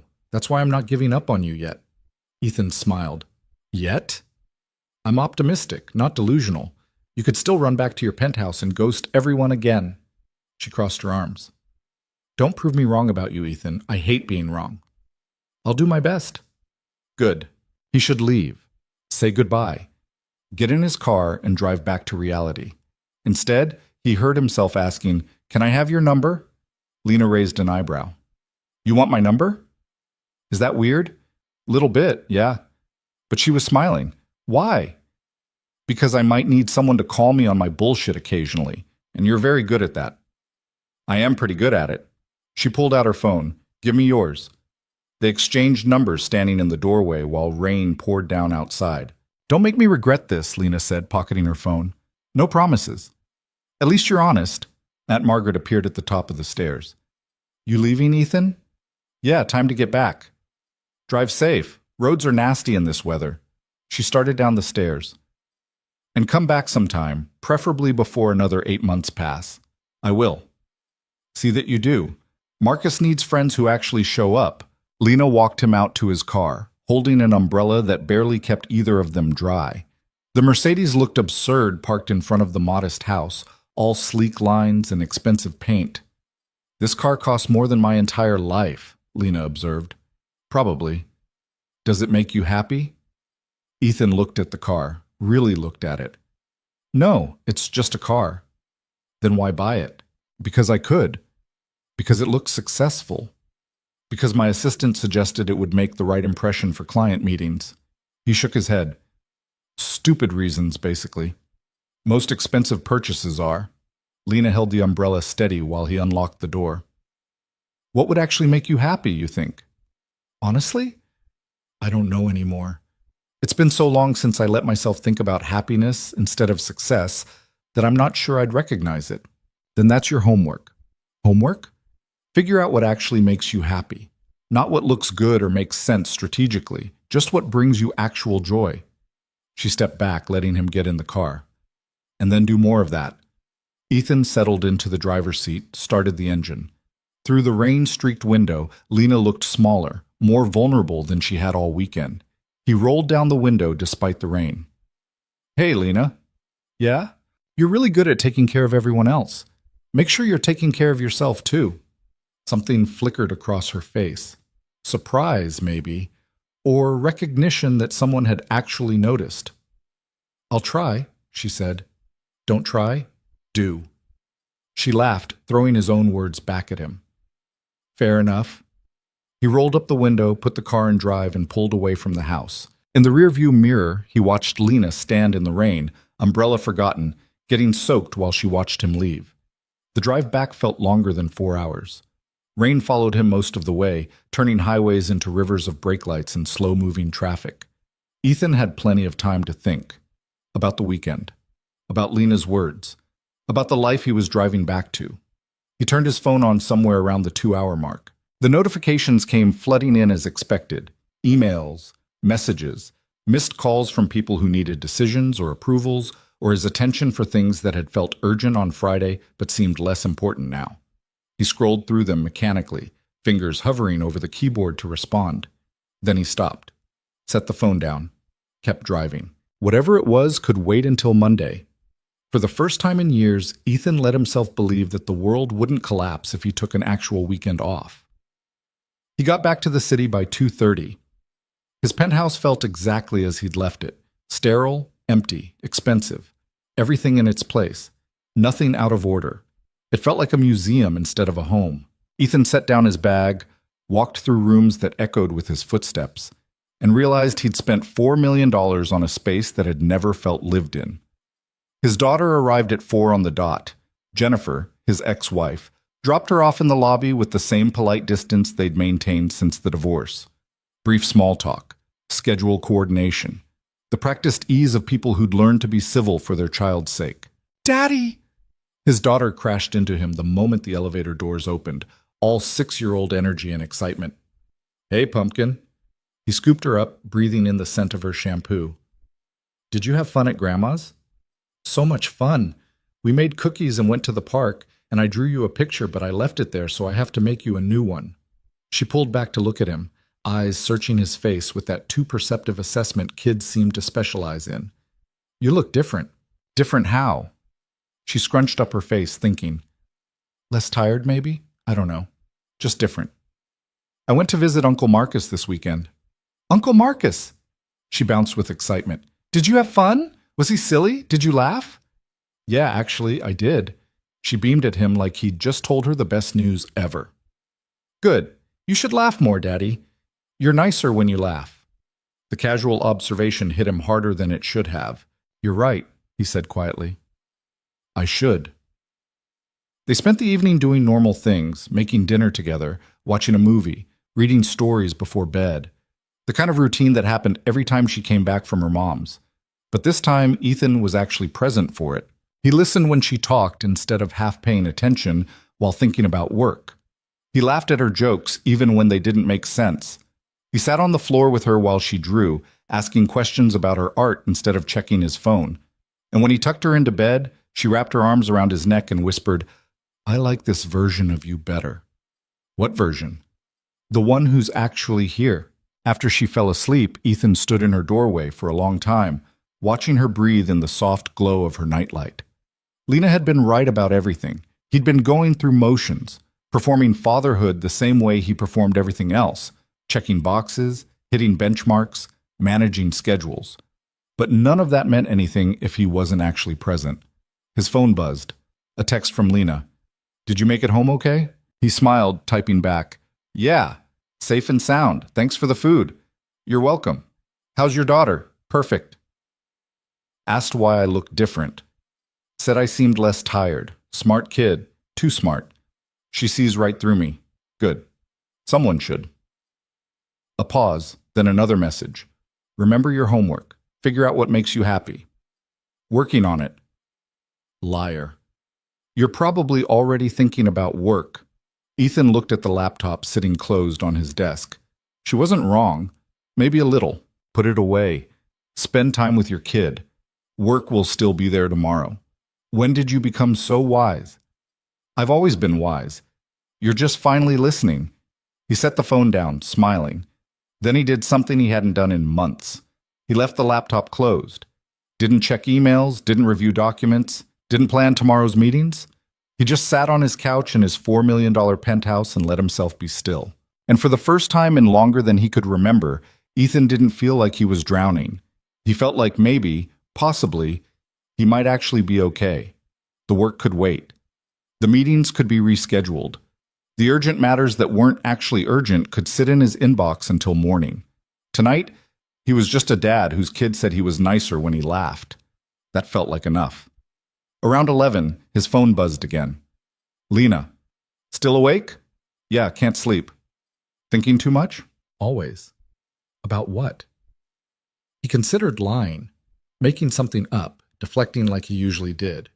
Instead, he told the truth about how I've been sleepwalking through my own life for 2 years and didn't even realize it until someone blocked a doorway and refused to let me keep hiding. The response took a minute. Then, and I don't want to keep sleepwalking, so don't. It's not that simple. It's exactly that simple. You just don't want it to be because simple means you have to actually change things instead of theorizing about it. Ethan laughed out loud in his empty living room. You're relentless. Someone has to be. You're very good at making excuses. Fair. Another pause. Then, I'm proud of you, for staying the weekend, for being honest, for actually trying. Something warm spread through his chest. Thanks. For everything. For not giving up on me. Don't thank me yet. The real work starts tomorrow when you have to decide if this was just a nice weekend or an actual turning point. No pressure. All the pressure. I don't waste my time on people who aren't going to follow through. Then I guess I better follow through. You better. They said goodnight. Ethan set down his phone and sat in the quiet of his penthouse, listening to the city hum through the windows. Tomorrow he'd go back to work. Face the meetings, the decisions, the endless demands on his time and attention. But something had shifted. He couldn't go back to pretending anymore. Couldn't keep performing the role of the successful billionaire who had everything figured out when the truth was so much messier. Lena had cracked something open in him this weekend. Not fixed it, just exposed it to air and light. And now that he'd seen it clearly, he couldn't unsee it. The question was what he'd do with that awareness. Ethan looked around his expensive, empty penthouse and made a decision. This had to change. Not all at once, not dramatically, but starting tomorrow, something had to be different. Because his daughter deserved a father who was actually present. And maybe, just maybe, he deserved a life that felt like living instead of surviving. Monday morning hit like cold water. Ethan woke to his alarm at 6, the same time he always did, and for a moment the weekend felt like something he'd imagined. The penthouse looked the same, the city noise filtered through the windows the same. His phone sat on the nightstand with the same stack of notifications waiting. But something was different. Him, maybe. He made coffee, actually sat at the kitchen counter to drink it, instead of gulping it down while getting dressed. Watched the sunrise paint the buildings across the street, in shades of orange and pink. Small things, the kind Lena had talked about. His daughter shuffled out of her room at 6:30, rubbing sleep from her eyes. Morning, Pumpkin. You're still here. She said it like she'd expected to wake up and find him already gone. The observation stung more than it should have. I'm always here in the mornings. Yeah, but usually you're on your phone or your computer, not just sitting. She climbed onto the stool beside him. Can I have cereal? How about I make you eggs instead? She looked at him suspiciously. You never make eggs on Mondays. Maybe I should start. They ate breakfast together. Scrambled eggs that were slightly overdone, but tasted fine. His daughter talked about the drawing she wanted to make later, something involving dragons and castles. Ethan listened, asked questions, didn't check his phone once. When he dropped her at school, she hugged him longer than usual. You're different, Daddy. In a good way? She considered it seriously. I think so, but I don't know yet. Fair enough. At the office, his assistant Rachel met him at the elevator looking stressed. Mr. Cole, thank goodness. The Singapore investors have been calling non-stop. They want to reschedule the call for this afternoon, and legal needs your signature on the Matthews contract, and there's a situation with the development team that requires your immediate attention. Ethan felt the familiar weight settle back onto his shoulders. The pull of urgency, the demand to fix everything immediately. Schedule Singapore for Wednesday, he heard himself say. I'll review the Matthews contract this afternoon, and whatever's happening with development, tell them to handle it internally unless the building's on fire. Rachel blinked. I'm sorry? Which part confused you? All of it? You always take investor calls immediately, and you never tell teams to handle things internally. Well, I'm doing it differently now. He walked toward his office. Also, clear my schedule Friday afternoon. I'm leaving at 3. You have the quarterly review at 4. Move it. Mr. Cole? Rachel. He stopped, turned to face her. I appreciate your concern, but I'm making some changes. The world won't end if I'm not available every second of every day. She looked at him like he'd grown a second head. Are you feeling okay? Honestly? Better than I have in months. He smiled. Just trust me on this. The morning passed in the usual blur of meetings and decisions, but Ethan found himself pushing back on things he would have automatically agreed to before, delegating more, questioning whether everything actually required his immediate attention or if people just assumed it did. Around 11, his phone buzzed. A text from Lena. How's day 1 of the new Ethan going? He smiled, stepping out of a meeting to respond. Weird. My assistant thinks I've lost my mind. Good. Means you're doing something different. Is different always good? Not always, but in your case, yeah. Your old normal was killing you slowly, dramatic, accurate. He was about to respond when another message came through. Don't let the pressure pull you back into old patterns. Remember what actually matters. Yes, ma'am. I'm not kidding, Ethan. It's really easy to slip back. I've done it 100 times. I know, I'm trying. Try harder. He laughed out loud in the hallway, earning strange looks from passing employees. Lunch was supposed to be a working meal with the product team. Instead, Ethan canceled it and walked to a deli 3 blocks away. Ate a sandwich on a bench in a small park, watching people live their lives. It felt revolutionary and slightly ridiculous at the same time. His phone rang. Marcus. Hey man, just checking in. How was the drive back? Long but fine. Traffic was terrible. Lena said you guys talked Sunday morning. We did. She's very... Ethan searched for the right word. Persistent. Marcus laughed. That's one way to put it. She texted me last night asking if I thought you'd actually follow through or just go back to hiding. What did you tell her? That I hoped you'd follow through but wouldn't bet money on it. A pause. Prove me wrong, man. Actually change something. I'm working on it. I know you are. I can hear it in your voice. You sound less... Marcus trailed off. Less what? Less dead inside. Ethan winced. Was I that bad? Honestly? Yeah. You were going through motions. Every conversation felt rehearsed. Every answer felt like something your PR team had prepared. Marcus's voice softened. It was like talking to a really convincing replica of my best friend instead of the actual person. I didn't realize. I know. That was part of the problem. They talked for another 10 minutes about nothing important, just normal conversation between friends. It felt good. Normal. The kind of thing Ethan used to do before he'd convinced himself every minute needed to be productive. Back at the office, he actually looked at the Matthews contract instead of just signing it. Found 3 clauses that didn't sit right. Sent it back to legal with notes. Rachel looked at him like he'd started speaking a foreign language. You always sign these immediately. Maybe I shouldn't have been. But the other party is waiting. Then they can wait a little longer while we make sure this is actually in our best interest. Ethan looked up from his computer. When did we start prioritizing speed over accuracy? Rachel didn't have an answer for that. The afternoon brought the kind of crisis that would normally have consumed his entire evening. A key developer quit unexpectedly, threatening to derail a major project. The team wanted Ethan to personally convince him to stay, throw more money at the problem, do whatever it took. Instead, Ethan spent 15 minutes on the phone with the developer, actually listening to why he was leaving. Burnout. Lack of work-life balance. Feeling like just another cog in a machine that didn't care about him as a person. The irony wasn't lost on Ethan. I get it, he told the developer. And I'm not going to try to convince you to stay if this place is burning you out. That's not fair to you.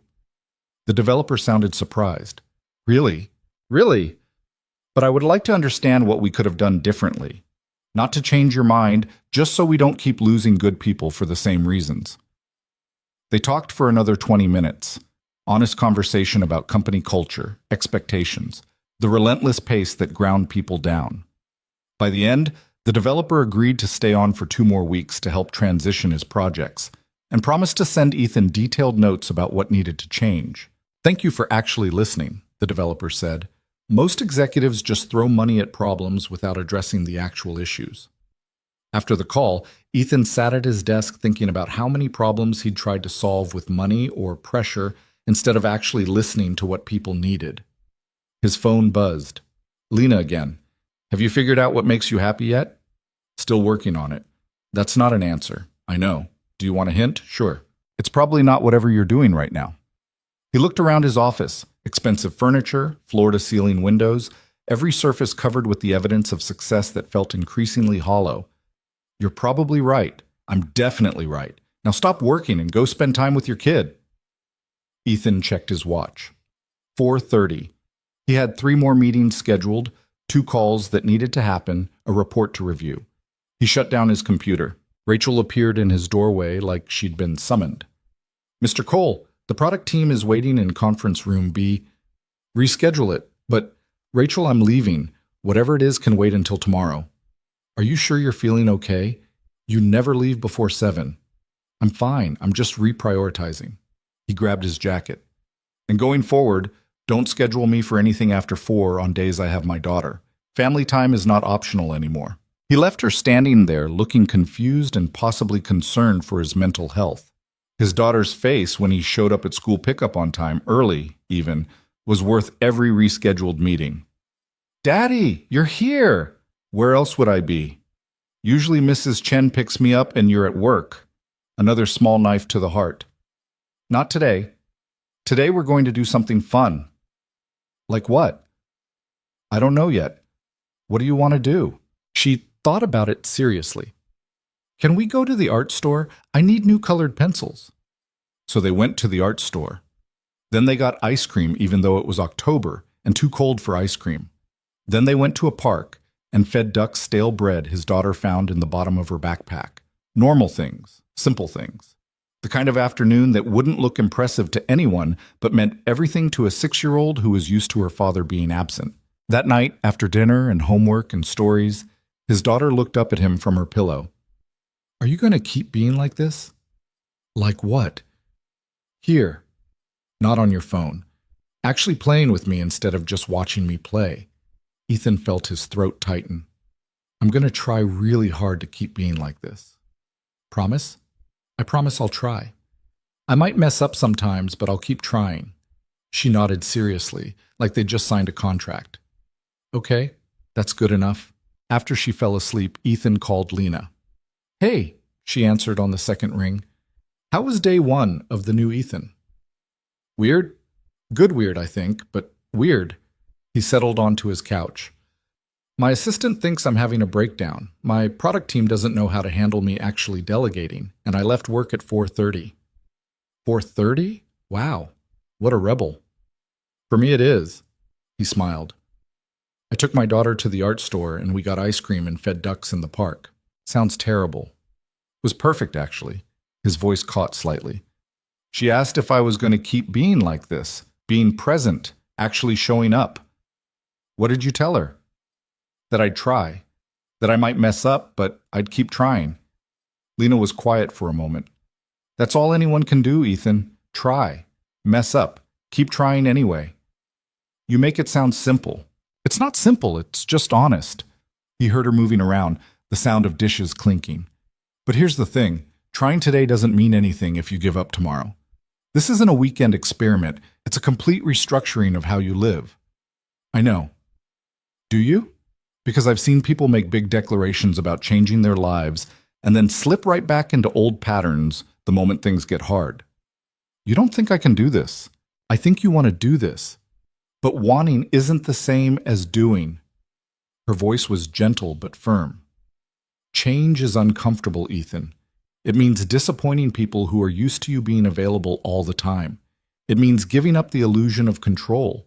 It means admitting that maybe the way you've been living isn't actually sustainable. Thanks for the vote of confidence. I'm not trying to discourage you. I'm trying to prepare you for how hard this is going to be. She paused. People are going to push back. Your assistant, your team, your investors, they're all going to resist these changes because it makes their lives less convenient. And the temptation to just go back to being who they want you to be is going to be strong. So what do I do? You remember why you're doing this. You think about your daughter asking if you're going to keep showing up. You remember how exhausted you were before you let yourself rest. Her voice softened. And when it gets really hard, you call someone who will remind you that you deserve a life that doesn't require constant performance. Someone like you? Someone like me, or Marcus, or anyone who actually cares about you as a person instead of what you can provide. They talked for another hour about nothing and everything: work stress, parenting challenges, Lena's ongoing struggle to make rent while taking care of her family. Normal conversation between two people getting to know each other. It felt easy in a way Ethan's conversations rarely did. I should let you go, Lena said eventually. You have work tomorrow, and I have an early shift. What time? 5 a.m. at the diner, then I'm at the bar from 2 to 10. That's a 17-hour day. Yeah, well, bills don't pay themselves. Lena, don't. I know what you're going to say, and I don't want your money. I wasn't going to offer money. I was going to say that sounds exhausting, and I'm sorry you have to work that hard.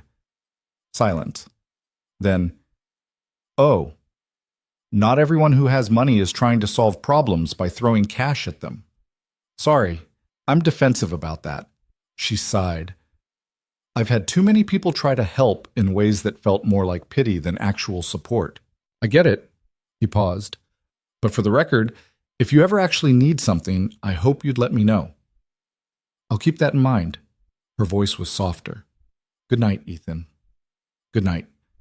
The week continued in the same vein, small changes that added up to something bigger. Leaving work on time, actually taking lunch breaks, spending mornings with his daughter instead of on his laptop, delegating tasks he would have handled himself before. It was uncomfortable. People pushed back exactly like Lena had predicted.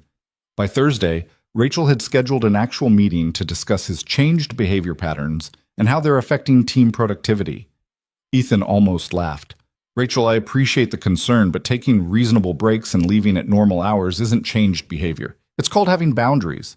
But Mr. Cole, you've always been available, and that was unsustainable. I was burning out and didn't even realize it.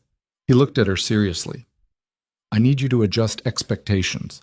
I'm not going to be available 24/7 anymore. That doesn't mean I'm not committed to the company. It means I'm committed to not destroying myself in the process of running it.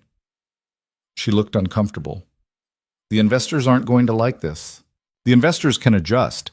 If they have a problem with me maintaining basic work-life balance, maybe we need different investors. Are you sure about this? More sure than I've been about anything in years. Friday afternoon at 3, he kept his promise to himself and left the office. Rachel looked pained. The quarterly reports will still be there Monday morning. He drove 4 hours back to Marcus's house, getting there just after 7. Lena opened the door, looking surprised. Ethan, what are you doing here? Figured I'd actually follow through on not disappearing for another 8 months. She smiled, stepping aside. Well, come in then. Marcus is going to lose his mind. Marcus did, in fact, lose his mind. In a good way. Man, I did not think you'd actually come back this soon. Told you I was trying to change. They had dinner, just the 3 of them this time, since it wasn't a planned gathering. Take-out Chinese food eaten straight from containers while sitting around the kitchen table. It felt more like home than Ethan's penthouse ever had. So how's the first week of the new Ethan been? Marcus asked. Uncomfortable. My assistant thinks I'm having a crisis. My team doesn't know what to do with me setting boundaries. I've probably pissed off half my investors. Ethan shrugged. But I picked my daughter up from school every day. Had actual conversations instead of scheduled check-ins. Left work at reasonable hours. And? Lena prompted. And it feels like I'm learning how to breathe again. Good. She reached across the table, squeezed his hand briefly. Keep breathing. They stayed up late talking, the 3 of them swapping stories and laughing at stupid jokes. At some point, Marcus fell asleep on the couch, mid-conversation. Lena threw a blanket over him. He always does this. gets comfortable, and just passes out. Should we wake him? Nah, let him sleep. She gestured toward the kitchen. Want some tea? They made tea and settled at the kitchen table, speaking in low voices to not wake Marcus. Can I tell you something? Lena said, cupping her mug. Of course. I didn't think you'd actually follow through. When you left Sunday, I figured it was a nice weekend for you, but you'd go back to your old life and forget all about us. You have very little faith in me. I have realistic expectations based on watching people make promises they don't keep. She met his eyes. I'm glad you proved me wrong. Me too. But this is just week 1, Ethan. The real test comes when things get hard, when the pressure builds, when old habits start looking comfortable again. I know. Do you? She leaned forward. Because I've been where you are, made big declarations about changing my life, taking care of myself, setting boundaries, and then my nephew got sick, and my grandmother needed medicine we couldn't afford, and I was right back to working myself to death. What changed? Nothing changed. I'm still working myself to death. I just learned to ask for help sometimes instead of carrying it all alone. She smiled sadly. It's not a triumphant story. It's just surviving with slightly less denial. That's still better than where I was. Maybe, but don't romanticize this, Ethan. Real change is messy and slow, and you backslide constantly. It's not a movie montage where everything gets better because you had one good weekend. I'm not expecting a movie montage. Good. Because you're going to have days where you snap at your daughter because work was stressful. Days where you stay late at the office even though you promised you wouldn't. Days where you check your phone during family dinner. She held his gaze. And on those days, you don't give up. You just acknowledge you messed up and try again tomorrow. You're very wise for someone who's broke and exhausted. Suffering is an excellent teacher. She took a sip of tea. I just don't want you to crash and burn when reality hits and you realize sustainable change is harder than weekend inspiration. Then help me not crash and burn. How? Keep calling me on my bullshit. Keep reminding me what actually matters. Keep being honest even when it's uncomfortable. He reached across the table, taking her hand. You're really good at that. Lena looked at their joined hands, then back at his face. Something shifted in her expression. Softness mixed with caution. Ethan, I'm not asking for anything complicated. Just friendship, honesty. Someone who sees me as a person instead of a walking checkbook. Is that all? He knew he should say yes. Keep it simple, not complicate things. Instead, he told the truth. I don't know, maybe not. But I'm not ready to figure out what else it might be yet. Fair enough. She didn't pull her hand away. But I need you to understand something. I don't have the capacity for complicated right now. I'm barely keeping my head above water as it is. I know. And I don't do casual. I don't have the time or energy for something that's going to fizzle out the moment your life gets back to normal. What makes you think I'm going back to normal? Everyone goes back to normal eventually. The question is whether your new normal is actually different or just a temporary performance. Ethan wanted to promise it would be different, wanted to make declarations about how serious he was about changing, but Lena would see through those promises immediately. So instead he just said, I guess we'll find out together. She studied him for a long moment, then nodded. Yeah, I guess we will. They sat there in this quiet kitchen, hands still linked across the table, both knowing they were stepping into something neither of them fully understood yet. But for once, Ethan wasn't trying to control or predict or manage what came next. He was just letting it unfold. And that felt like progress. The next 3 months didn't unfold like a redemption story. They unfolded like real life. Messy, inconsistent, 2 steps forward and 1 step back on good days, 1 step forward and 3 steps back on bad ones. Ethan screwed up constantly. There was the Tuesday in late October when an investor crisis pulled him into emergency meetings until 9 p.m., and he missed his daughter's school play. She cried. He apologized. She forgave him faster than he forgave himself. There was the week in November when old habits kicked in hard, and he worked through an entire weekend, convincing himself it was necessary when it really wasn't. His daughter spent Saturday drawing pictures of empty chairs with the caption, "Where Daddy Sits." That one hurt worse than any business failure ever had. There was the morning in early December when Lena called at 2 a.m. because her grandmother had fallen and she was at the hospital alone and terrified. Ethan drove 4 hours in the middle of the night, arriving to find her in the waiting room, looking smaller and more vulnerable than he'd ever seen her. "You didn't have to come," she said, but she was crying. "Yeah, I did." They sat in uncomfortable plastic chairs while doctors ran tests and nurses asked questions Lena was too exhausted to answer properly. Ethan handled the paperwork, made phone calls, got her terrible hospital coffee that she drank anyway. Her grandmother was fine, just a fall, nothing broken, but scary enough at 83. On the drive back to Lena's apartment as dawn broke over the highway, she said quietly, "Thank you for showing up. That's what people do, isn't it? Show up when it matters. Not everyone, not consistently." She looked at him. "You're getting better at it." "I'm trying." "I know." But the progress wasn't linear. 2 weeks later, Ethan snapped at his daughter over something stupid, spilled juice on his laptop during a video call. He yelled. She flinched. He immediately hated himself. He called Lena that night, voice rough. "I'm turning into my father, the kind of parent who values things over people." "You're not turning into anything. You had a bad moment. Apologize to her and do better tomorrow." "What if I keep having bad moments?" "Then you keep apologizing and keep trying." Her voice was firm. "One mistake doesn't erase 3 months of progress, Ethan. Stop catastrophizing." He apologized to his daughter. They talked about big feelings and stress and how yelling wasn't okay, even when people were frustrated. She hugged him and said, "It's okay, Daddy. Everyone gets mad sometimes." The forgiveness of children was humbling. By mid-December, the changes Ethan had made started settling into something resembling sustainability. Not perfect, not easy, but real. He'd restructured his entire company leadership, promoting people he trusted and delegating major responsibilities. The board had opinions about it, loudly expressed opinions, but Ethan held firm. His mental health wasn't up for debate. He'd hired a second assistant whose sole job was to protect his personal time. No meetings after 4. No calls on weekends unless the building was literally on fire. No exceptions. He'd started therapy. Actual therapy with a professional who called him out on his bullshit more effectively than anyone except Lena.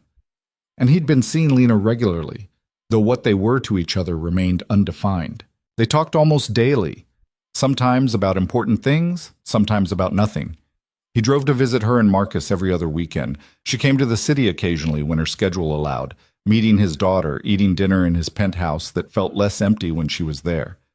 It wasn't dating exactly, but it wasn't just friendship either. They existed in the space between, neither of them ready to define it. The conversation happened on a Friday night in late December. Ethan was at Lena's apartment, a small one-bedroom she shared with her nephew while her grandmother lived with Marcus.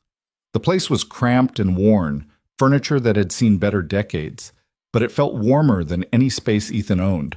They were cooking dinner together, moving around the tiny kitchen in practiced rhythm.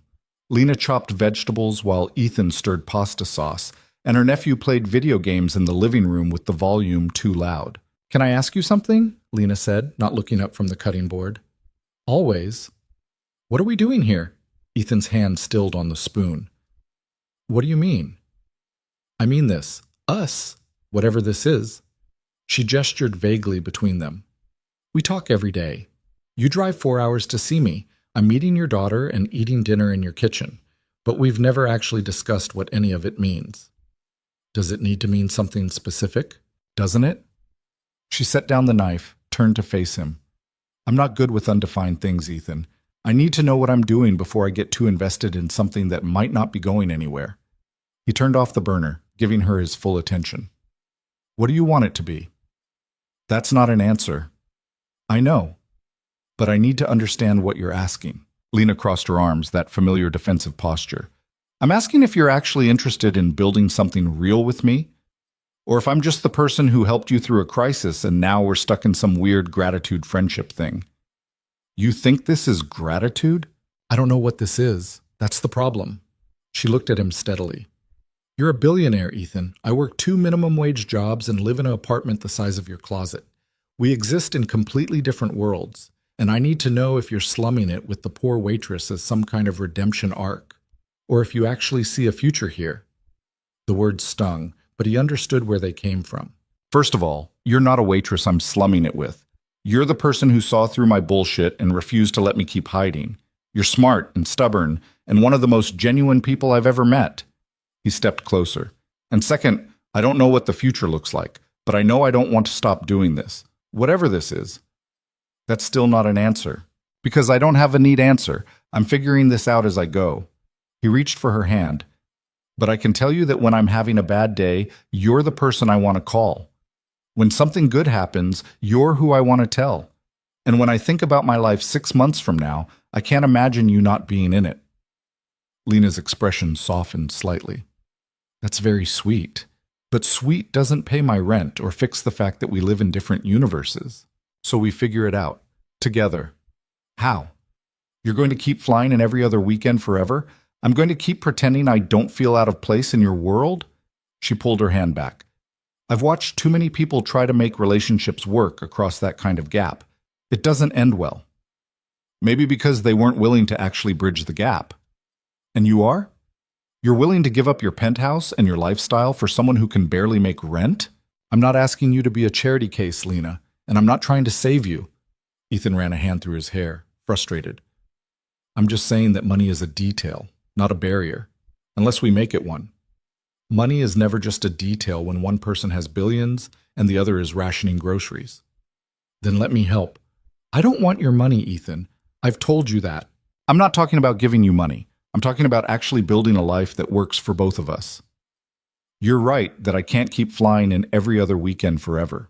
So what if you didn't live 4 hours away?" She stared at him. "What are you suggesting?"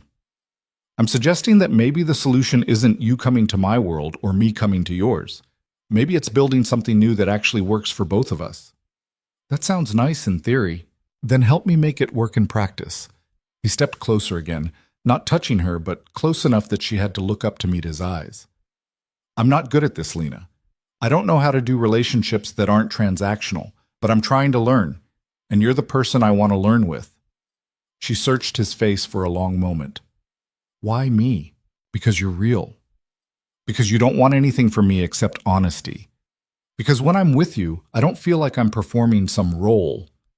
He smiled slightly. "And because you blocked a doorway and refused to let me keep lying to myself. That was one time. It was enough." Her nephew shouted something from the living room about beating a level. The pasta water started boiling over. The moment broke. Lena moved to turn down the heat. "We should finish cooking before we burn down my apartment." "Lena, I'm not saying no. I'm saying I need to think about it." She looked at him over her shoulder. "This is my life, Ethan. My nephew depends on me. My grandmother needs me. I can't just uproot everything on a maybe." "I know. And I need to know you're serious. That this isn't just some phase where you're rebelling against your old life and I'm convenient. You're not convenient. You're the least convenient person I've ever met. You challenge everything and make me uncomfortable and force me to be honest when I'd rather hide." He moved beside her, taking over stirring the sauce. "But you also make me feel like maybe I can actually be myself instead of the version everyone expects. And that's worth more than convenience." She didn't respond immediately, just stood there watching him cook in her tiny kitchen. Finally, she said, "The pasta's ready."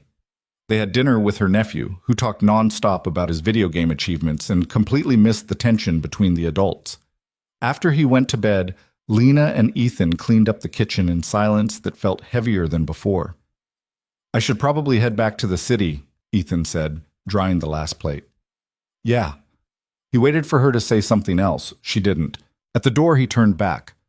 "I meant what I said earlier, about wanting to figure this out together." "I know you did." Lena leaned against the doorframe, arms crossed. "But wanting isn't the same as doing, and I need to see the doing before I risk everything on wanting." "Fair enough." He drove back to the city with her words echoing in his head. The next week passed in the blur of holiday preparations. His daughter was with her mother for Christmas, which left Ethan alone in his penthouse with too much time to think. He thought about Lena's question, what were they doing? He thought about her life, the constant work, the financial stress, the responsibility of caring for family while barely able to care for herself. He thought about his own life, the money that solved every practical problem while creating emotional ones, the space that felt empty despite being full of expensive things. And he thought about what it would actually mean to bridge that gap. On Christmas Eve, he made a decision. The next morning, he called his real estate agent. By New Year's, he'd put his penthouse on the market. His assistant thought he'd lost his mind.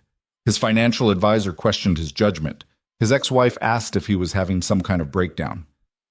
"I'm not having a breakdown," he told Jennifer during their daughter's handoff. "I'm just realizing that a $4 million apartment doesn't make me happy." "And what does make you happy?" He thought about Lena's cramped kitchen, Marcus's cluttered house, his daughter's laugh when he actually paid attention to her stories. "Smaller things," he said. "Cheaper things, real things." Jennifer studied him. "You do seem different. Lighter, maybe." "I'm working on it." "Good." She smiled, the first genuine smile she'd given him since before the divorce. "Our daughter deserves a dad who's actually present. I'm glad you're figuring that out." He started looking at houses in the suburbs. Not mansions, just normal houses with yards where his daughter could play, and extra bedrooms for when she had friends over. The kind of place that felt like a home instead of a showcase. His realtor was baffled. "Mr. Cole, with your budget, you could have something spectacular. Why are you looking at 3-bedroom colonials?" "Because spectacular doesn't mean comfortable. And I'm done trying to impress people who don't actually matter."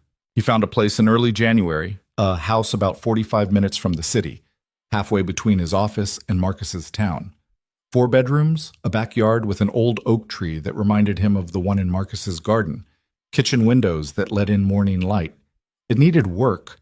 The floors were scuffed, the paint was dated, the appliances were from a decade ago. It was perfect. He closed on it in February. The day he got the keys, he drove straight to Lena's apartment. She opened the door looking exhausted from a double shift, still in her work clothes. "Ethan, what are you doing here? I thought you had meetings all day." "I canceled them. I need to show you something." "Show me what?"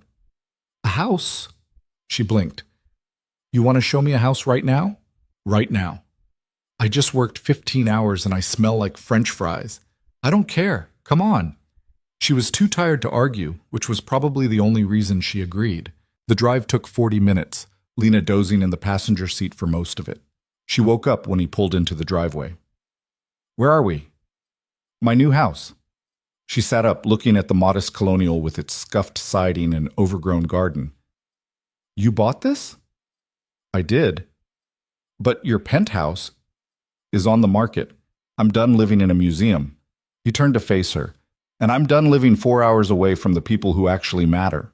Lena stared at the house, then at him. "You bought a house halfway between your office and Marcus's town.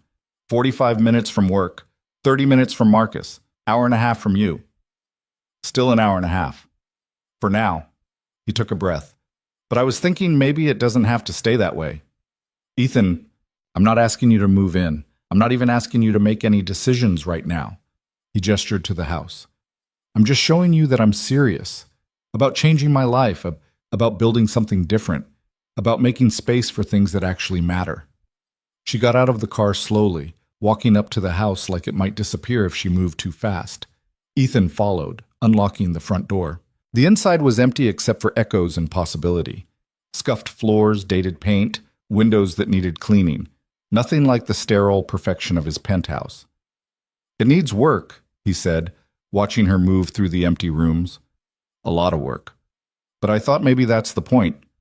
Building something instead of just buying something finished." Lena turned to face him in the empty living room. "This is crazy." "Probably.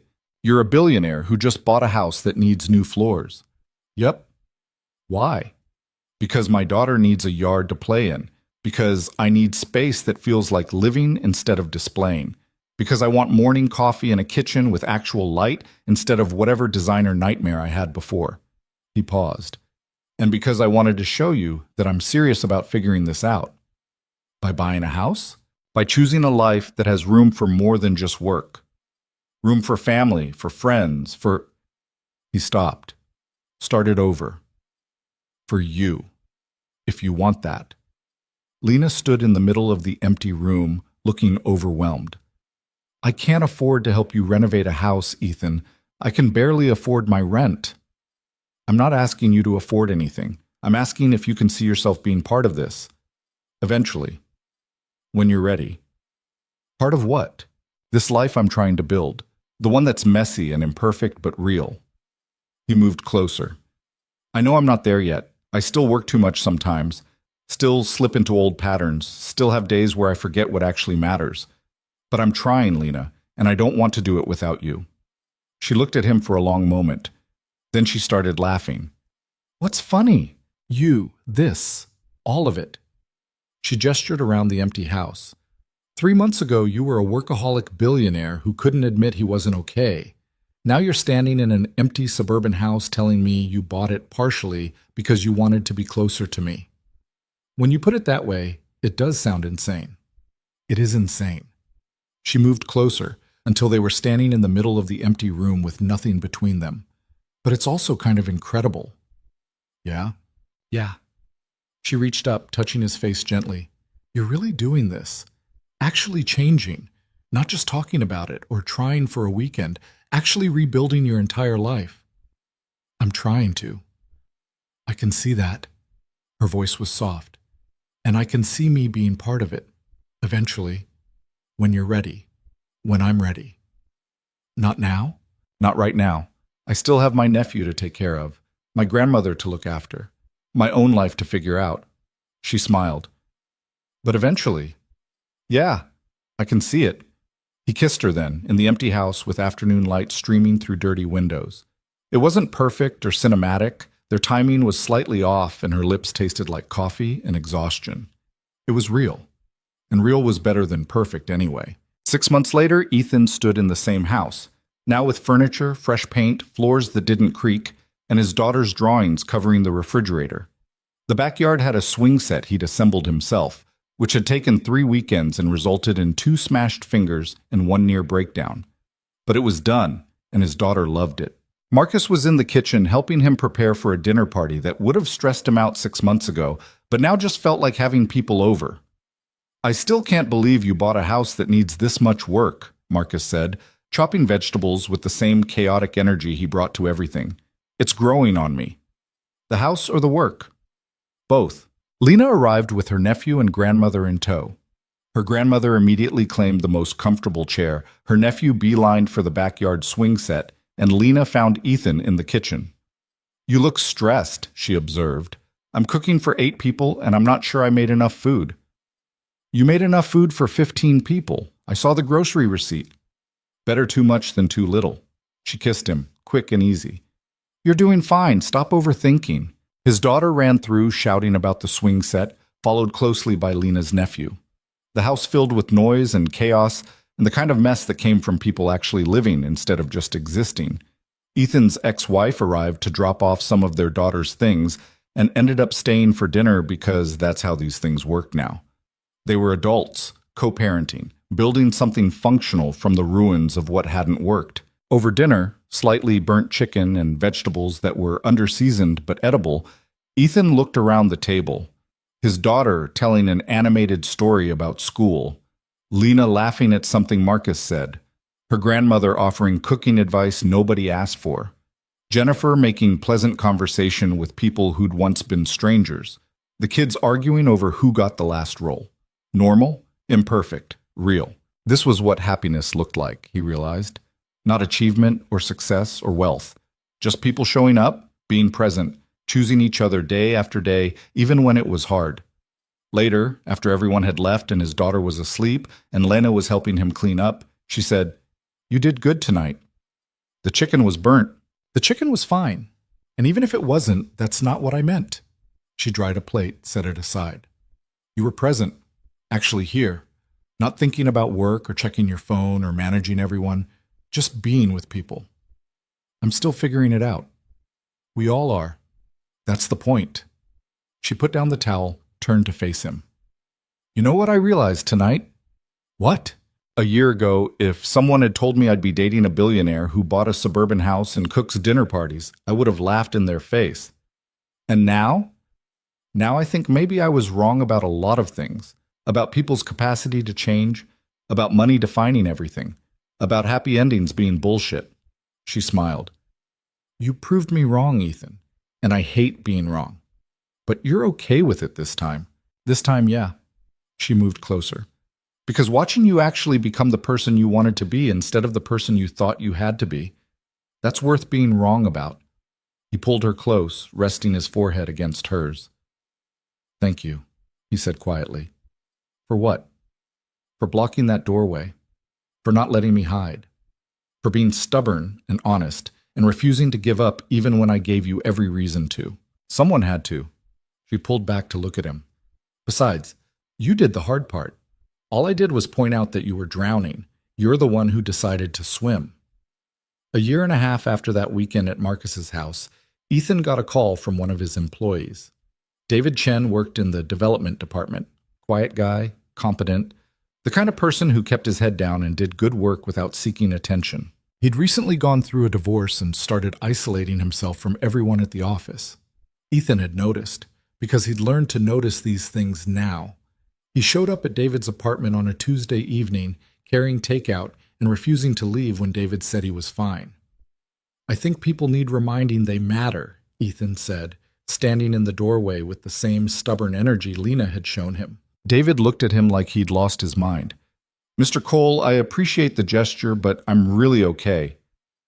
When's the last time you admitted out loud that you weren't okay? The question landed exactly the way it had when Lena asked him. David opened his mouth, closed it, couldn't answer. Ethan stepped into the apartment. I'm going to share something with you, and you're going to think I'm crazy. But 2 years ago, I was where you are, falling apart, and pretending I was fine, isolating myself and calling it strength, until someone refused to let me keep lying. They talked for 3 hours. Honest conversation about divorce and loneliness and the weight of pretending everything was fine when it wasn't. By the end, David was crying, the kind of tears that came from finally admitting how much you'd been holding. Thank you, he said. I didn't realize how much I needed someone to actually see me. I know, neither did I. Ethan left feeling lighter than he had in weeks. On the drive home, he called Lena. Hey, how was work? She answered. Weird, good weird. I did the doorway thing. You did what? The thing you did to me. Showed up at someone's door and refused to let them pretend they were fine. He could hear her smile through the phone. And I think I might have actually helped. Or at least started to. Look at you, passing it forward. Is that what we're calling it? It's what I'm calling it. You were drowning. Someone threw you a line. Now you're doing the same for other people. Her voice was warm. I'm proud of you, Ethan. I learned from the best. Damn right you did. When he got home, his daughter was doing homework at the kitchen table. Lena's car was in the driveway. She'd moved in 3 months ago, tired of the commute and ready to take the leap. Her nephew was in the living room, her grandmother was reading on the porch, and the house smelled like whatever Lena had started cooking. It was chaotic and imperfect and exactly what Ethan had needed without knowing it. That night, after everyone was asleep, Ethan stood in the backyard looking up at stars he'd never noticed from his penthouse. He thought about the man he'd been 2 years ago, isolated, exhausted, going through motions while calling it success. He thought about Lena blocking that doorway, refusing to accept his lies. He thought about all the small changes that had added up to a completely different life. And he realized something important. Healing wasn't about becoming fearless or perfect. It wasn't about fixing everything or erasing the damage. It was about allowing people to stand beside you when life became too heavy to carry alone. It was about showing up even when you wanted to hide. It was about choosing connection over comfort, honesty over performance, presence over productivity. It was about being brave enough to admit you weren't okay, and vulnerable enough to let people help you find your way back. Lena found him there, wrapped a blanket around both their shoulders. You okay? She asked. Yeah. And this time it was true. I really am. She leaned against him, both of them looking at stars. You know what I think? She said. What? I think you spent so long believing isolation was strength that you forgot what actual strength looks like. She squeezed his hand. But you're figuring it out now. Learning that letting people in isn't weakness. It's the bravest thing you can do. When did you get so wise? I've always been wise. You were just too stubborn to listen at first. He laughed. Fair point. They stood there in comfortable silence, two people who'd found each other at exactly the right moment, when both were ready to stop pretending and start living. Years later, Ethan would tell their story to anyone who needed to hear it. He'd talk about hitting rock bottom while looking successful.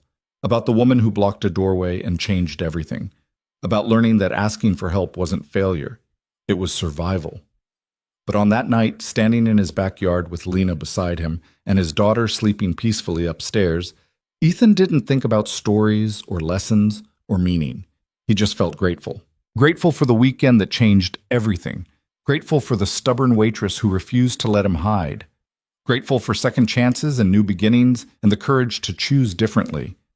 At the time, he thought Lena was stopping him from entering the house, but in reality, she'd been helping him find his way home. And home, it turned out, wasn't a place or a possession or an achievement. Home was the people who saw you at your worst and chose to stay anyway. Home was showing up, being present, choosing connection even when isolation felt safer. Home was admitting you weren't okay and letting someone help carry the weight. Ethan had spent 2 years running from that truth, but he wasn't running anymore. He was finally, actually, home.